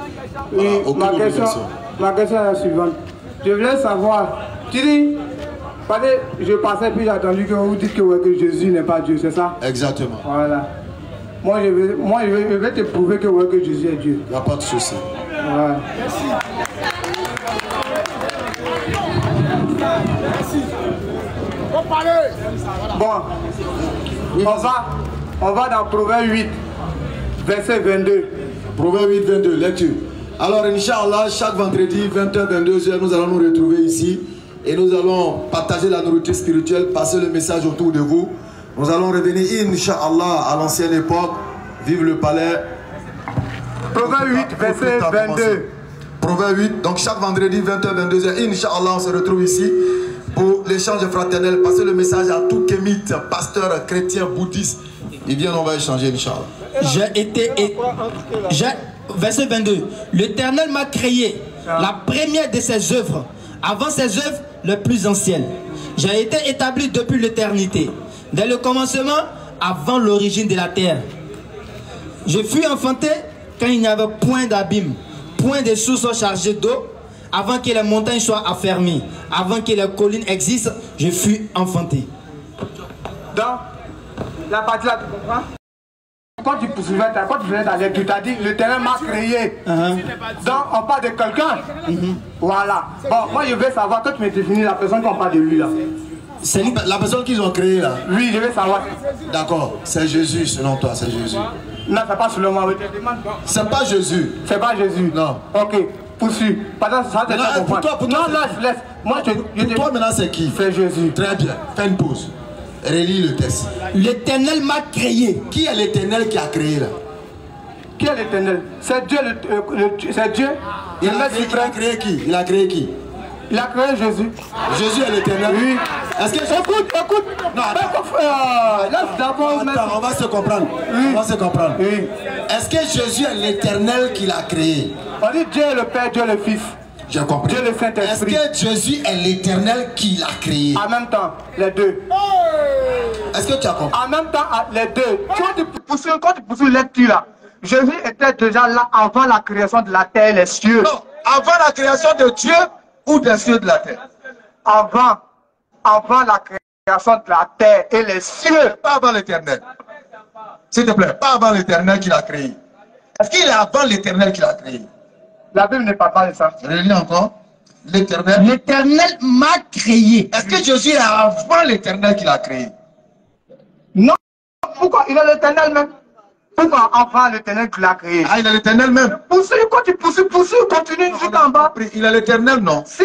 Donc, l'Éternel s'est créé, c'est ça? Oui. Ok. C'est fait du parabole. La parole de Dieu est fait du parabole. D'accord. Voilà. La parole de Dieu est fait du parabole. D'accord. Si tu veux comprendre ça selon physiquement, tu peux pas savoir ce que la parole te dit. D'accord. Donc, l'Éternel est une créature. Pas une créature. D'accord.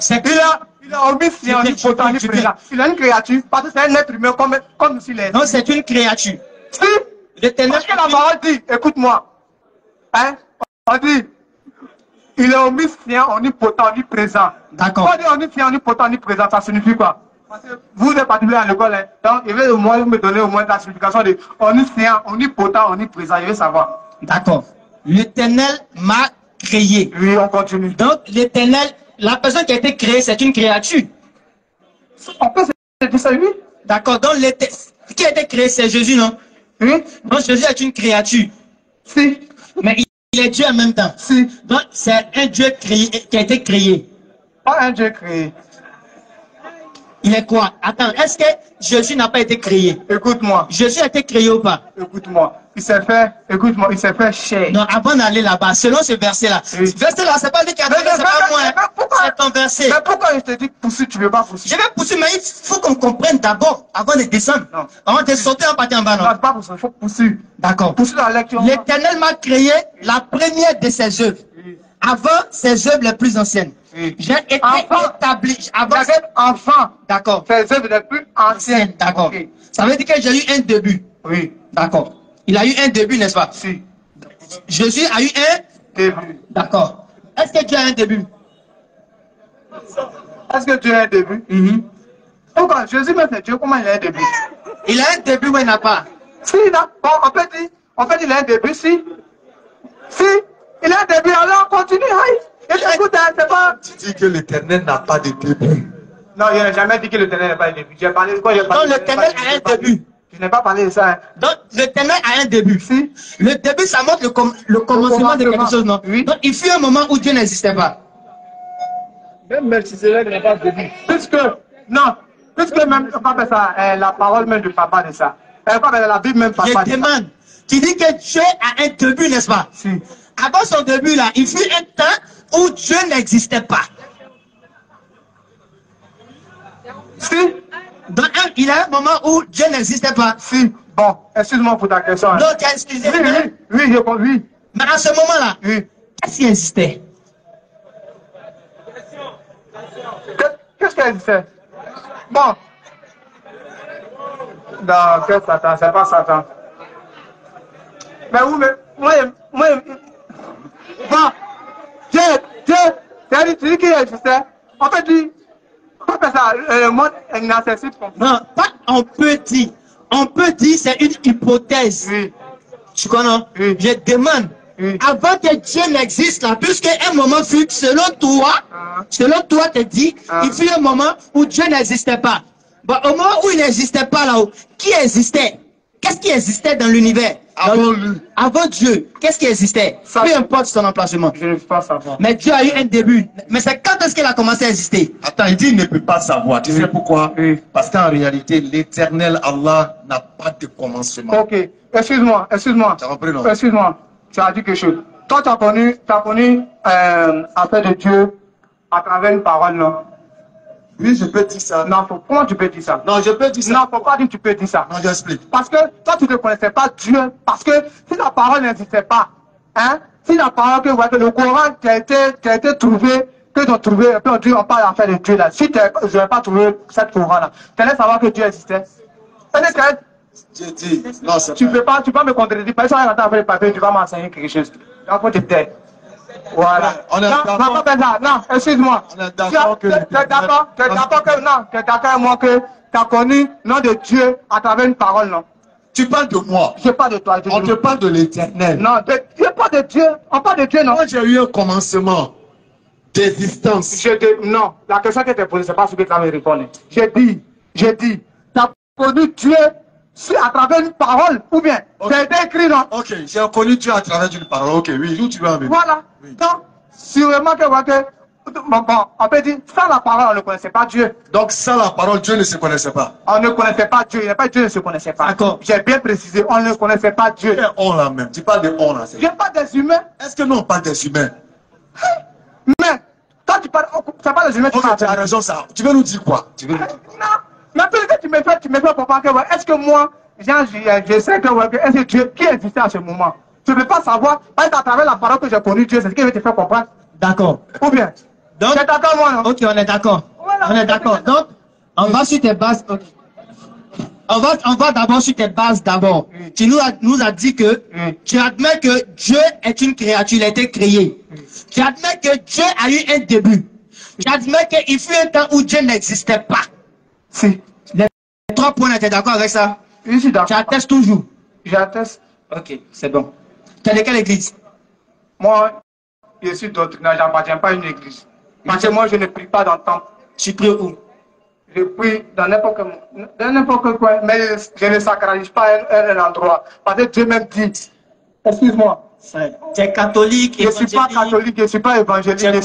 Je suis doctrinaire. Tu es doctrinaire. J'appartiens à la doctrine de Jésus-Christ. Ok.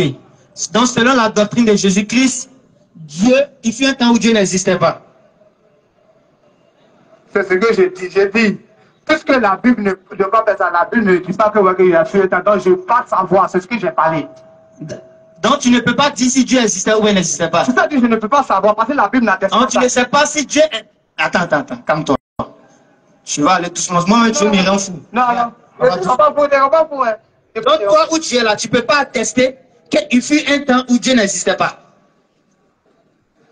C'est ça que je ne peux pas savoir. Tu ne sais pas. Oui. Mais tu as attesté quand même qu'il n'existait pas. J'ai attesté que Dieu n'existe pas. Quoi. Et il fut un temps où Dieu n'existait pas. Si. Ok.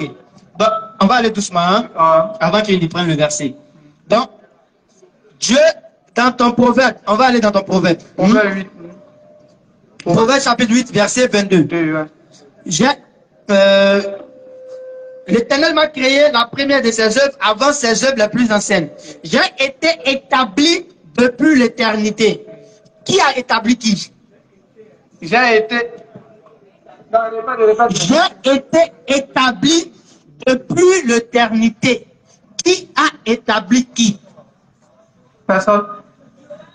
Non. Qui a été établi ici? Il dit j'ai été établi depuis l'éternité. Tu comprends? Qui a été établi ici? Personne. Personne n'a été établi. Si, personne. Frère, ça va? Ça va très bien. Calme-toi, hein? Oui, alors j'écoute. J'ai été établi depuis l'éternité. Qui a été établi ici? J'ai été. Qui est le j'ai là? Qui est le j'ai? C'est Dieu lui-même. C'est Dieu qui a été établi. Établi, oui. J'ai été établi depuis l'éternité. Donc Dieu ne sait pas de lui-même. Tu ne comprends pas? C'est parce qu'il ne comprend pas qu'il te demande. Ah, voilà, c'est ce que je peux comprendre. Maintenant, il demande ici qui a été établi. C'est Dieu, non? Je dis c'est Dieu. Qui l'a établi? Personne. Il dit j'ai été. Il n'a pas dit je suis établi. Non, il dit j'ai été. Ça c'est le ça. Attends, toi, écoute, oui. écoute. Je t'écoute. Tu vois le micro là? Le micro a été déplacé. Ça n'a rien à voir. Il demande, calme-toi. Le micro a été déplacé. Qu'est-ce qui a été déplacé? C'est le micro. Mais qui l'a déplacé? Toi, tu le mets sur le thème de la philosophie. Est-ce que tu comprends? Non. Bon, vas-y, te verser, je vais expliquer. Alors. J'ai été établi depuis l'éternité, dès le commencement, avant l'origine de la terre. Je fus enfanté quand il n'y avait point d'abîme, point de source soit chargé d'eau, avant que les montagnes soient affermies, avant que les collines existent. Je fus enfanté. Il dit, il a pu enfanter. Ou bien, c'est ça? Donc Dieu met maintenant, il s'adresse à lui-même. Qui l'a enfanté? Personne. C'est lui-même qui l'a mis au monde. Si, il dit, j'ai été enfanté. Par qui? Par lui-même. Qui a mis Jésus au monde? Hein? Qui a mis Jésus au monde?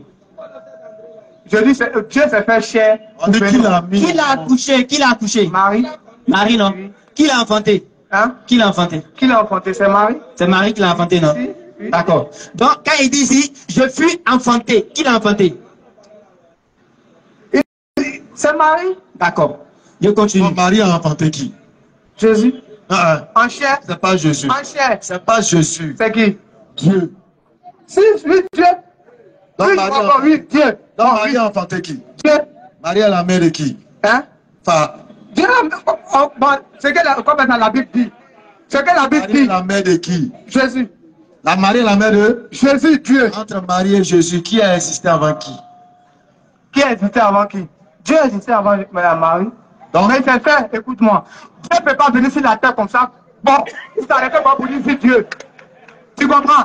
Dieu ne peut pas venir sur la terre comme ça pour dire bon, ici Dieu. Quand il s'est fait chair pour passer par quelqu'un, parce qu'il veut faire comprendre que, hein, dans la vie, c'est-à-dire, s'il vient, il ne peut pas quitter au ciel comme pour tomber, pour dire que c'est Dieu. Donc, il veut passer par quelqu'un pour être conçu. Et tu comprends? C'est pour ça qu'il a passé par la mère Marie. Et tu comprends? En chair. Somme chapitre 22. Écoute-moi, on continue encore. Sans avoir de rapport sexuel. Ok. On a compris. C'est un esprit. Tu comprends? Voilà. Somme chapitre 22, le verset 10. Dès le sein de ma mère, j'ai été sous ta garde. Les chrétiens disent qu'il s'agit de Jésus. Somme chapitre 22. Tu prends à partir du verset 9, tu descends. Jusqu'au verset 10. Dès le sein de dans le sein maternel, j'ai été sous ta garde. Dès le ventre de ma mère, tu as été mon Dieu. Qui était le Dieu de Jésus quand il était dans le ventre de Marie? Non, répète pas bien.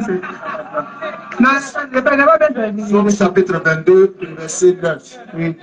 Dès le sein de ma mère, j'ai été sous ta garde. Dès le ventre de ma mère, tu as été mon Dieu. Qui était le Dieu de Jésus quand il était dans le ventre de Marie? Qui? Bon. La question. Non, c'est la société, là, je dis non. C'est bon, ton esprit commence à accepter. Non, écoute-moi. Ton esprit commence à comprendre. Non, c'est pourquoi tu as fait ce silence-là, pour permettre à ton esprit d'être en accord avec la vérité. Tu vois, ton silence justifie quelque chose, mais tu veux forcer. Tu veux forcer ton âme à aller au-delà de la vérité. Non, je ne le force pas. Jésus, dans le ventre de Marie, là, il dit, tu as été mon Dieu. C'était qui? C'est la parole. Fais comme ça. Ashhadu. Répète après moi. Ashhadu.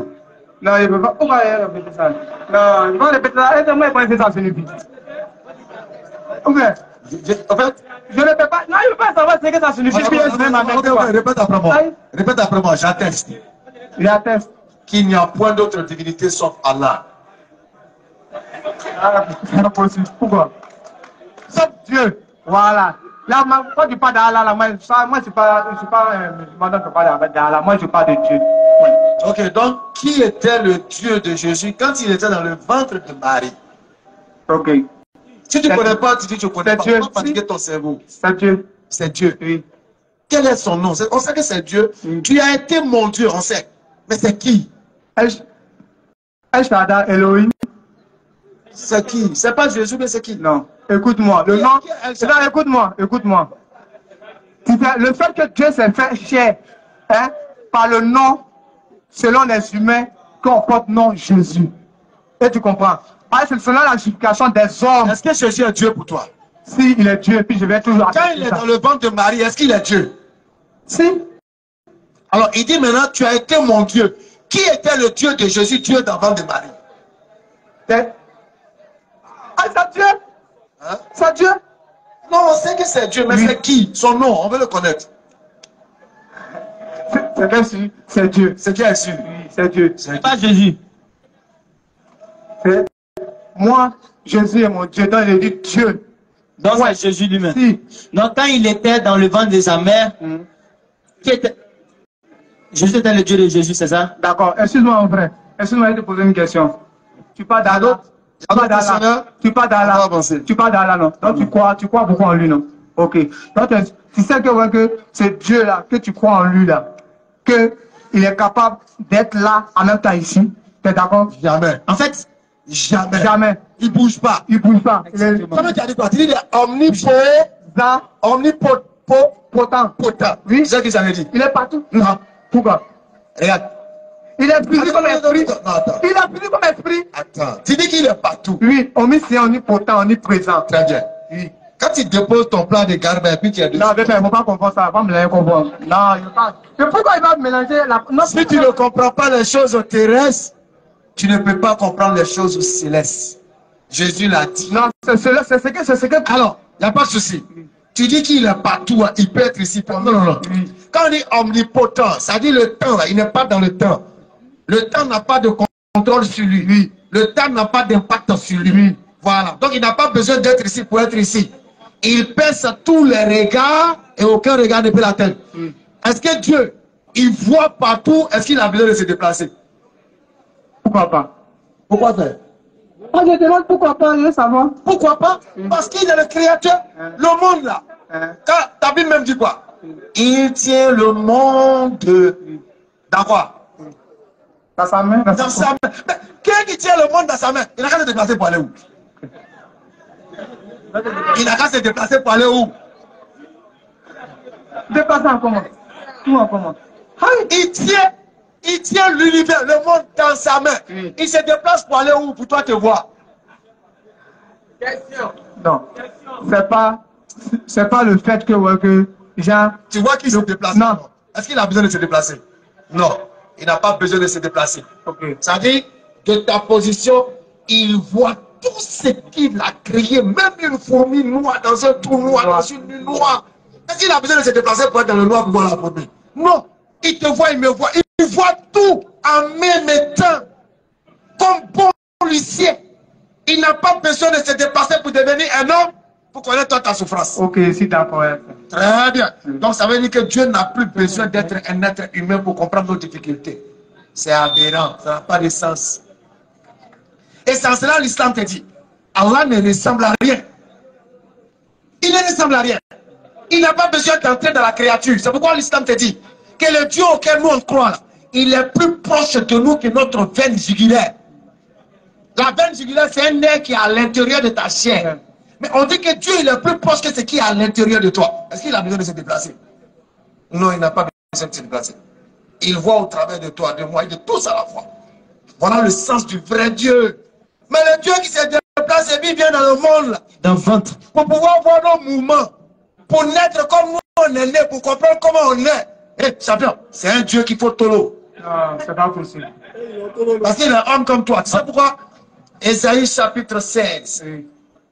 Dans Ésaïe chapitre 29, à partir du verset 16, on va te dire, quelle perversité est la vôtre? Le potier doit-il être considéré comme l'argile? Est-ce que tu peux dire que Dieu est comme l'homme, ou bien Dieu est devenu comme l'homme?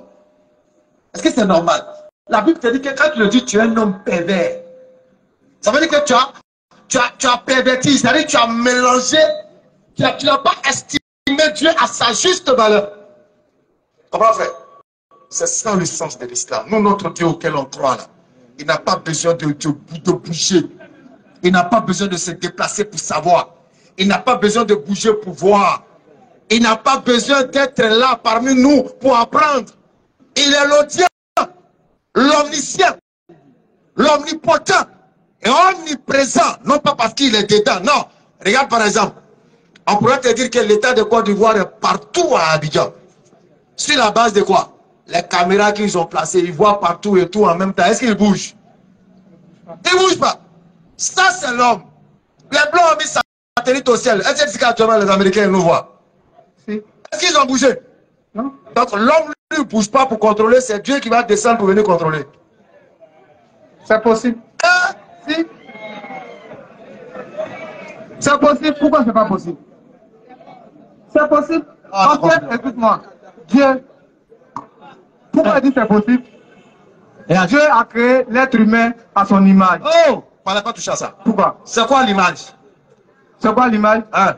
Donc toi tu ressembles à Dieu? Si. Tu ressembles à Dieu? Si. Lui ressemble à Dieu? Si. Elle ressemble à Dieu? Si. Elle? Oui. Dieu est de quel sexe? En Dieu, il n'y a pas de sexe. Il dit qu'il a créé l'homme à son image, non? Il dit créer l'homme à notre image. Selon la parole. notre Image. Non, ressemblance. Ressemblance. Oui. Ça veut dire que femme comme garçon ressemble à... Oui. Hein? Non. Non. Non, non, non, non, non, non, non, non, non. Écoute-moi. En Dieu, il n'y a pas de... En Dieu, il n'y a pas la distinction de femme avec l'homme. Non, c'est toi qui dis que... C'est ce que je ne peux pas comprendre. Non, non, non, non, non. Dieu a créé l'homme. L'homme. Quand il a fini de créer l'homme, il a... Dans ses codes, il a pris pour créer la femme. On a compris. Voilà. L'homme et la femme ressemblent à Dieu. C'est ce que moi je vais parler. Je dis, Dieu a dit, c'est ce qui a été écrit dans la parole, donc je marche selon la parole. On a compris. Voilà, créer l'homme à mon image. Là, je t'explique. Oui. Quand on parle de l'image, là, Oui. ça dit, de la manière que tu es là, Oui. garçon, avec, tu vois, Oui. c'est ce que Dieu a voulu que tu sois. Voilà l'image que Dieu a voulu que tu sois. Maintenant, en tant qu'être humain, Oui. il va te donner l'autorité de gouverner. Oui. La ressemblance. Oui. Mais ça ne veut pas dire que Dieu a des narines comme Non, toi. c'est pas le fait de narine. C'est pas de ça. Voilà, donc la ressemblance ou bien l'image là, ce n'est pas qu'on ressemble physiquement à Dieu, non. C'est pas physique. Mais c'est tel que nous sommes là. C'est ça l'image qu'il a voulu qu'on soit. C'est bon? Si, si. Maintenant, répète après moi. Ashhadu. Non, non, non. Alors, merci bien pour votre intervention. On appelle ici M. Olivier. Chaque vendredi, Inch'Allah, 20h22, nous allons nous retrouver ici pour échanger, passer le message auprès de vous et à vos voisins.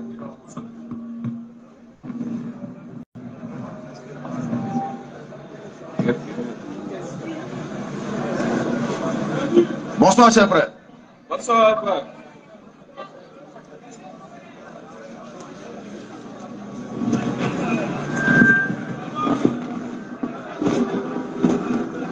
Bonsoir, homme de Dieu. Bonsoir. Je ne suis pas homme de Dieu. Je suis un être humain qui cherche la voie de Dieu. D'accord. Voilà. En fait, moi je suis Zéphine Olivier. Enchanté, béni Islam pour vous servir. Okay. Mes parents sont catholiques. Moi-même, je peux dire que je suis évangélique, je peux le dire. En fait, ce qui me fatigue, sinon, ma religion de rêve, c'est l'islam. Voilà. Mais la seule chose que moi, je veux demander, ce qui me fatigue un peu dans cette histoire-là. Parce qu'une fois, il a posé la question à un certain truc aussi, lui qui est sur les réseaux sociaux, là. Il ignore son nom, il oublie son nom.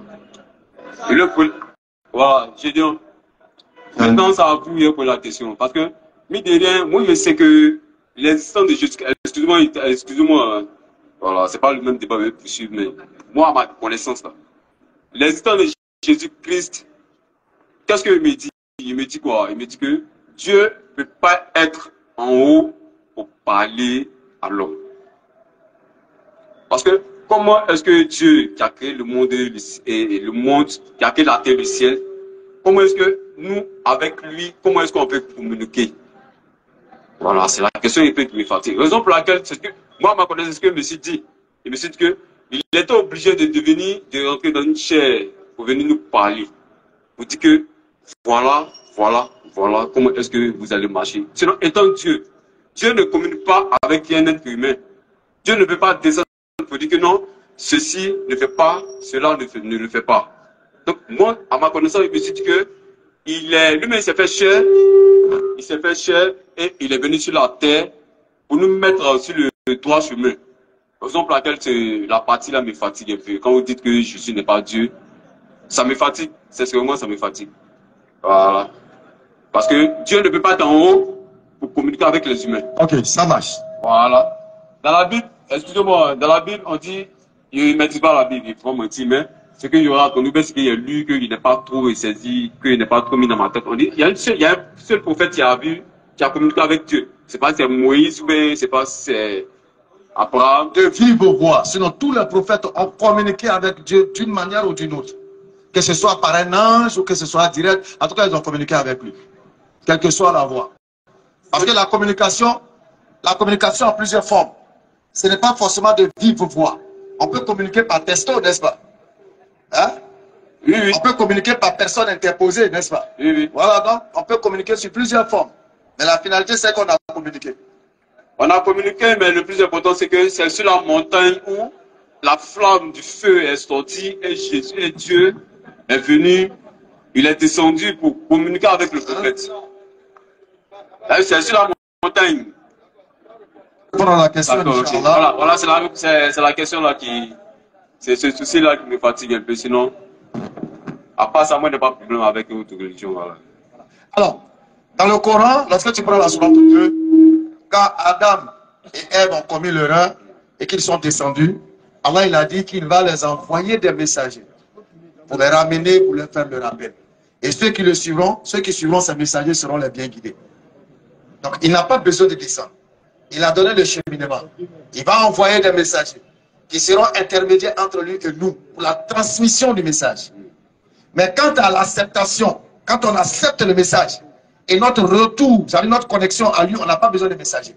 Le messager a transmis, j'ai accepté.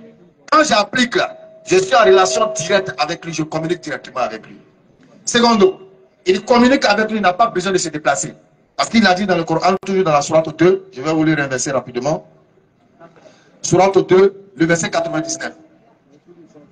Pardon, sourate 3, le verset 190. Il dit, en vérité, dans la création des cieux et de la terre, dans l'alternance du jour et de la nuit, il y a des signes pour le doué d'intelligence. Et il va même au-delà, il te dit, dans vous-même, votre propre création, il y a des signes pour le doué d'intelligence.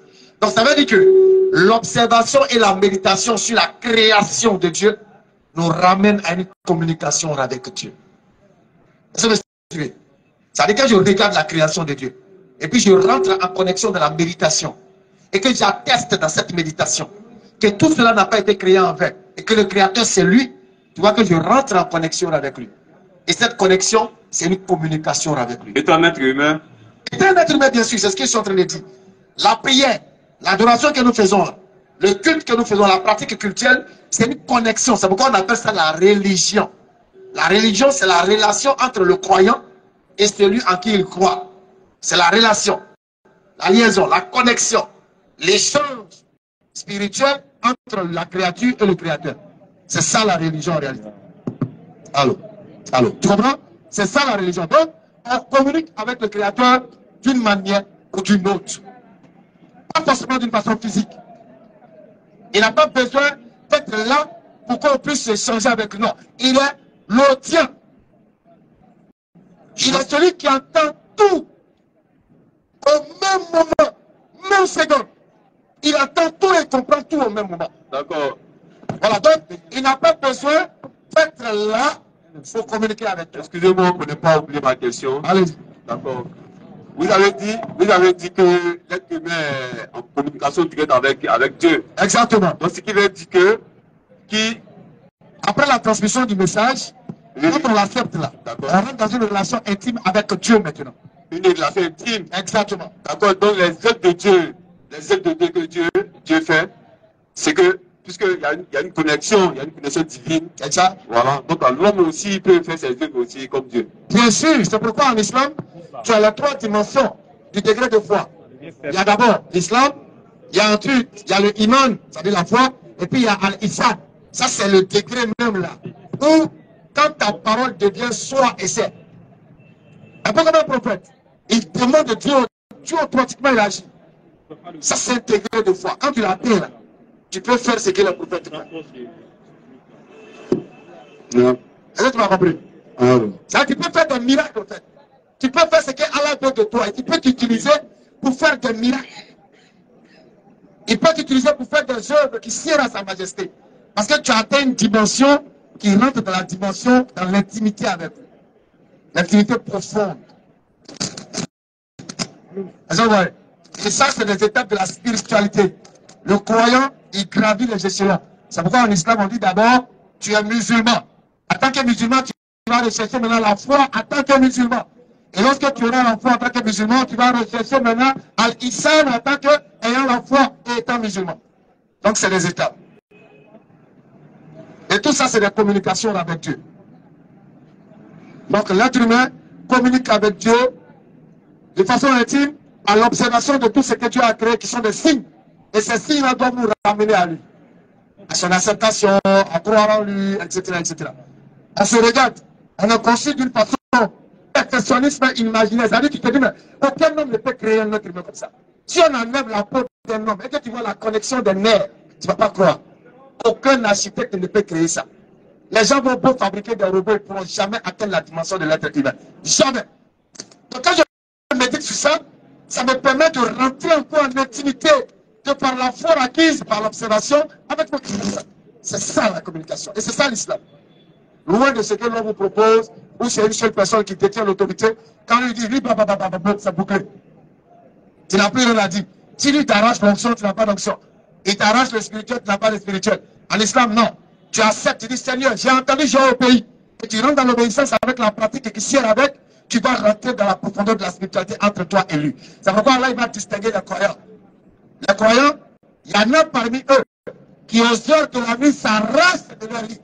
Tu entends s'arrache, c'est ce qu'il le verset dit. Parce que se réveiller du sommeil pour aller prier Dieu, il faut être un dur. Donc ils s'arrachent de leur lit et puis ils rentrent dans une prière nocturne. Loin de tous les gars. À la maison, même pas que quelqu'un sache ce qu'il est en train de prier. Ce qui peut rentrer dans ces heures-là en connexion dans le secret, dans l'intimité avec son créateur par le rappel, le cycle.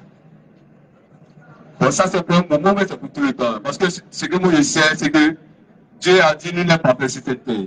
Non. Voilà. Nous n'est pas fait sur cette terre. Maintenant, pour être en communication directe avec Dieu, c'est qu'il faut être seul. Non. Il ne faut pas attendre d'être fait.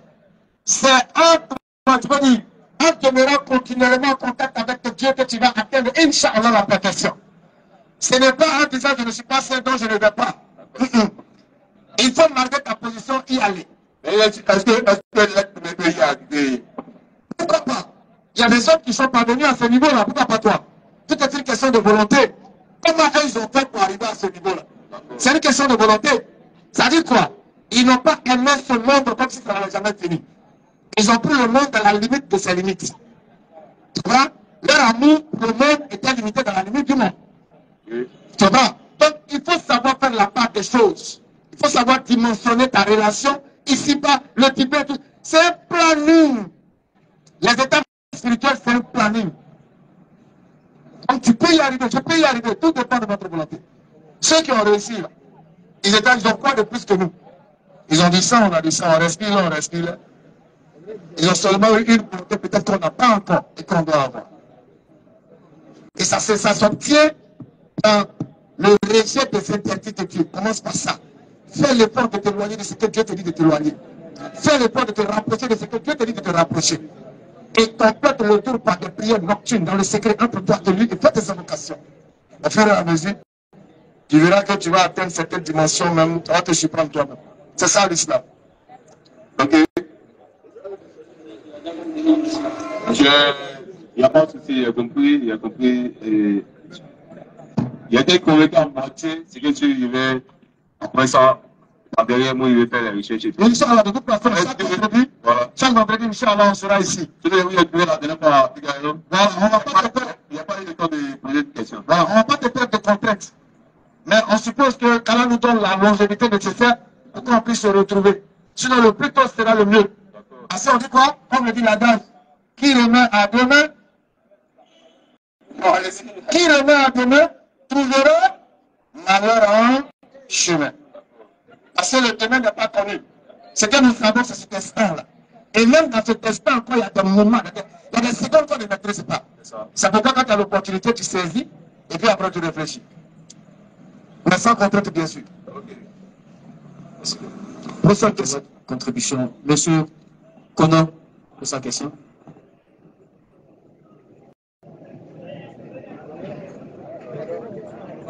Je pense qu'on va essayer de, si possible, hein, on va essayer de conclure, pour permettre, pourquoi pas, aux autres intervenants de se préparer pour vendredi prochain, pourquoi pas.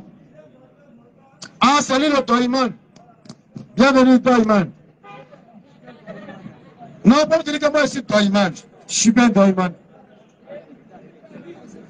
Oui, c'est ça, je dis, là. Si toi, tu dis que c'est faux, moi, je te dis que c'est faux. Donc, on va faire un croisement, n'est-ce pas? Et on espère que la vérité sera acceptée, soit par moi ou par moi. Par toi ou par moi.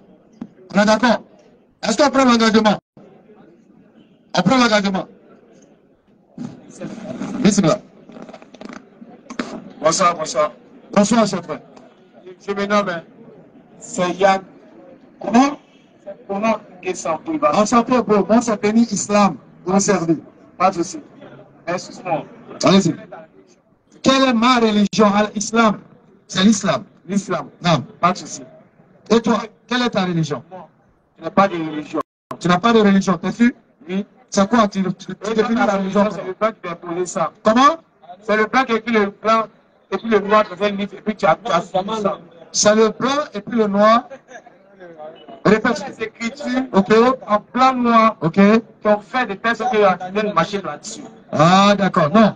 Les écritures en réalité ne sont qu'une conservation et un rappel. Sinon, au-delà de cela, on m'apprend dans l'écriture de la sourate 30, le verset 30, que mon être même à l'essence là est à l'islam, soumis à la volonté d'un créateur.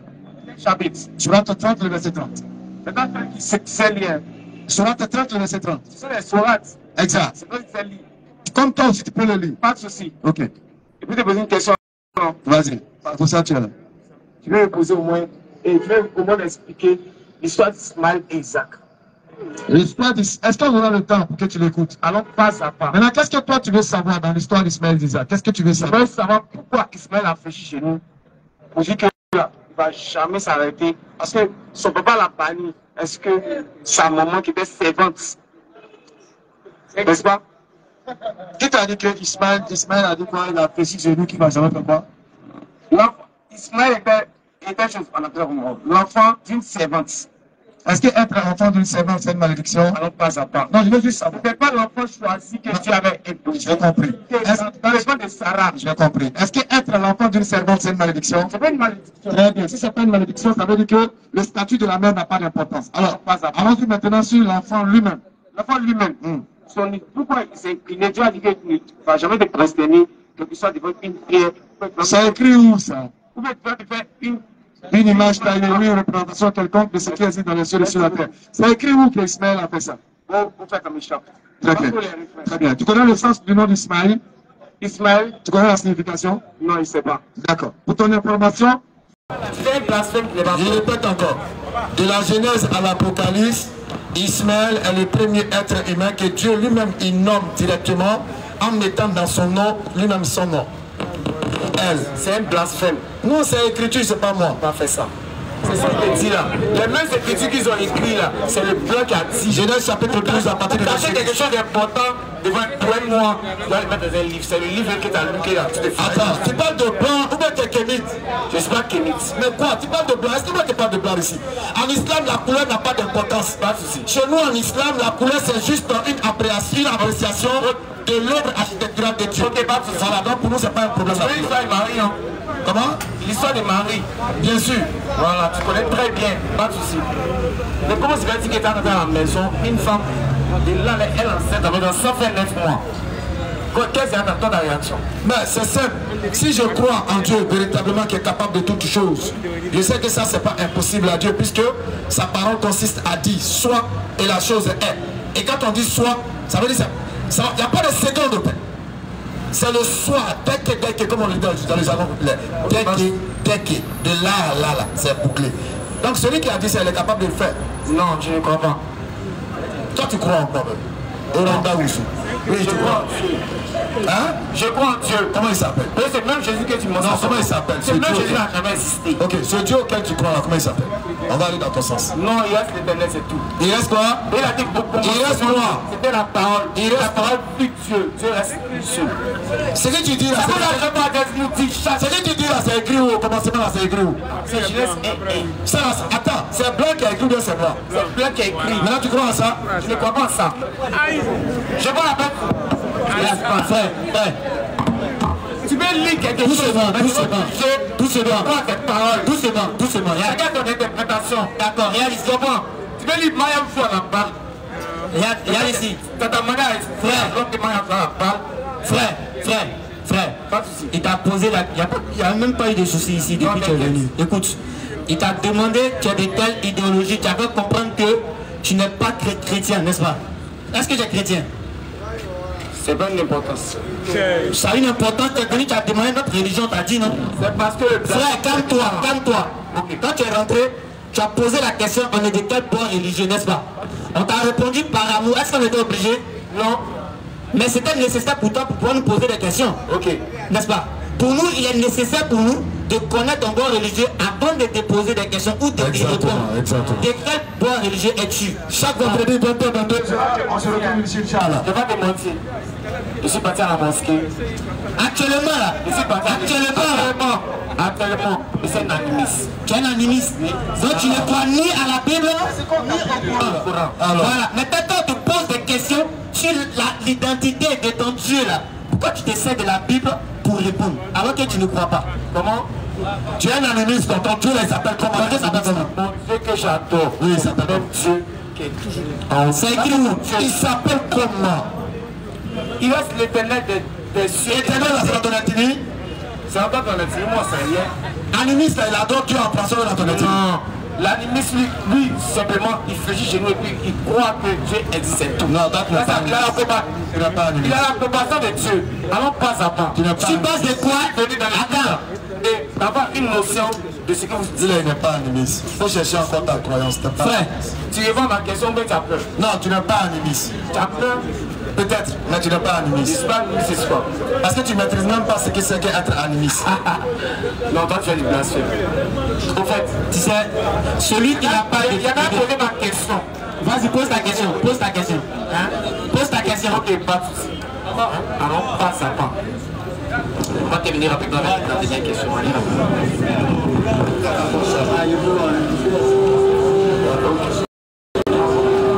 Frère, je pense qu'on va remporter notre échange. Je vais savoir pourquoi on parle de plusieurs religions. D'accord. Je pense qu'on va reporter l'échange. Le vendredi prochain, tu viens à la même heure. On aura le temps d'échanger plus. Il est déjà 23h moins. Donc on va essayer de conclure. Et c'est donc c'est chaque vendredi, 22h, même position, même espace. On se retrouve et puis on va échanger, Inch'Allah. Merci pour votre participation. Ok, non, t'inquiète. Nous, vendredi prochain, on va bien échanger. Donc, vendredi prochain, nous sommes au Palais de Yopougon, 20h, 22h, précisément en face du centre commercial. Voilà, centre commercial du Palais de Yopougon, Inch'Allah. Alors, donc vous avez assisté à l'échange. J'espère que chacun de vous a tiré sa conclusion. C'est clair. Maintenant, si tu n'es pas musulman et que tu étais là, tu es là. C'est l'occasion pour toi de réattester ton orientation spirituelle. Exact. Parce que tu as vu, l'échange a permis, un temps soit peu, à tout un chacun de comprendre qu'est-ce qu'il en est véritablement de la compréhension spirituelle des uns et des autres. Effectivement. Et on se rend compte que la meilleure des positions, c'est la position juste après du contraire de l'islam. C'est l'islam qui est la meilleure des positions. Alors, nous allons donc lever le test 3. Peuple de Yopougon, nous allons tester la calme de Shahada, histoire de démontrer à la part de tous que nous sommes musulmans et fiers de l'être. Ashhadu, ashhadu, la ilaha illallah, wa ashhadu, anna Muhammadan Rasulullah. Assalamu alaikum wa rahmatullahi wa barakatuh.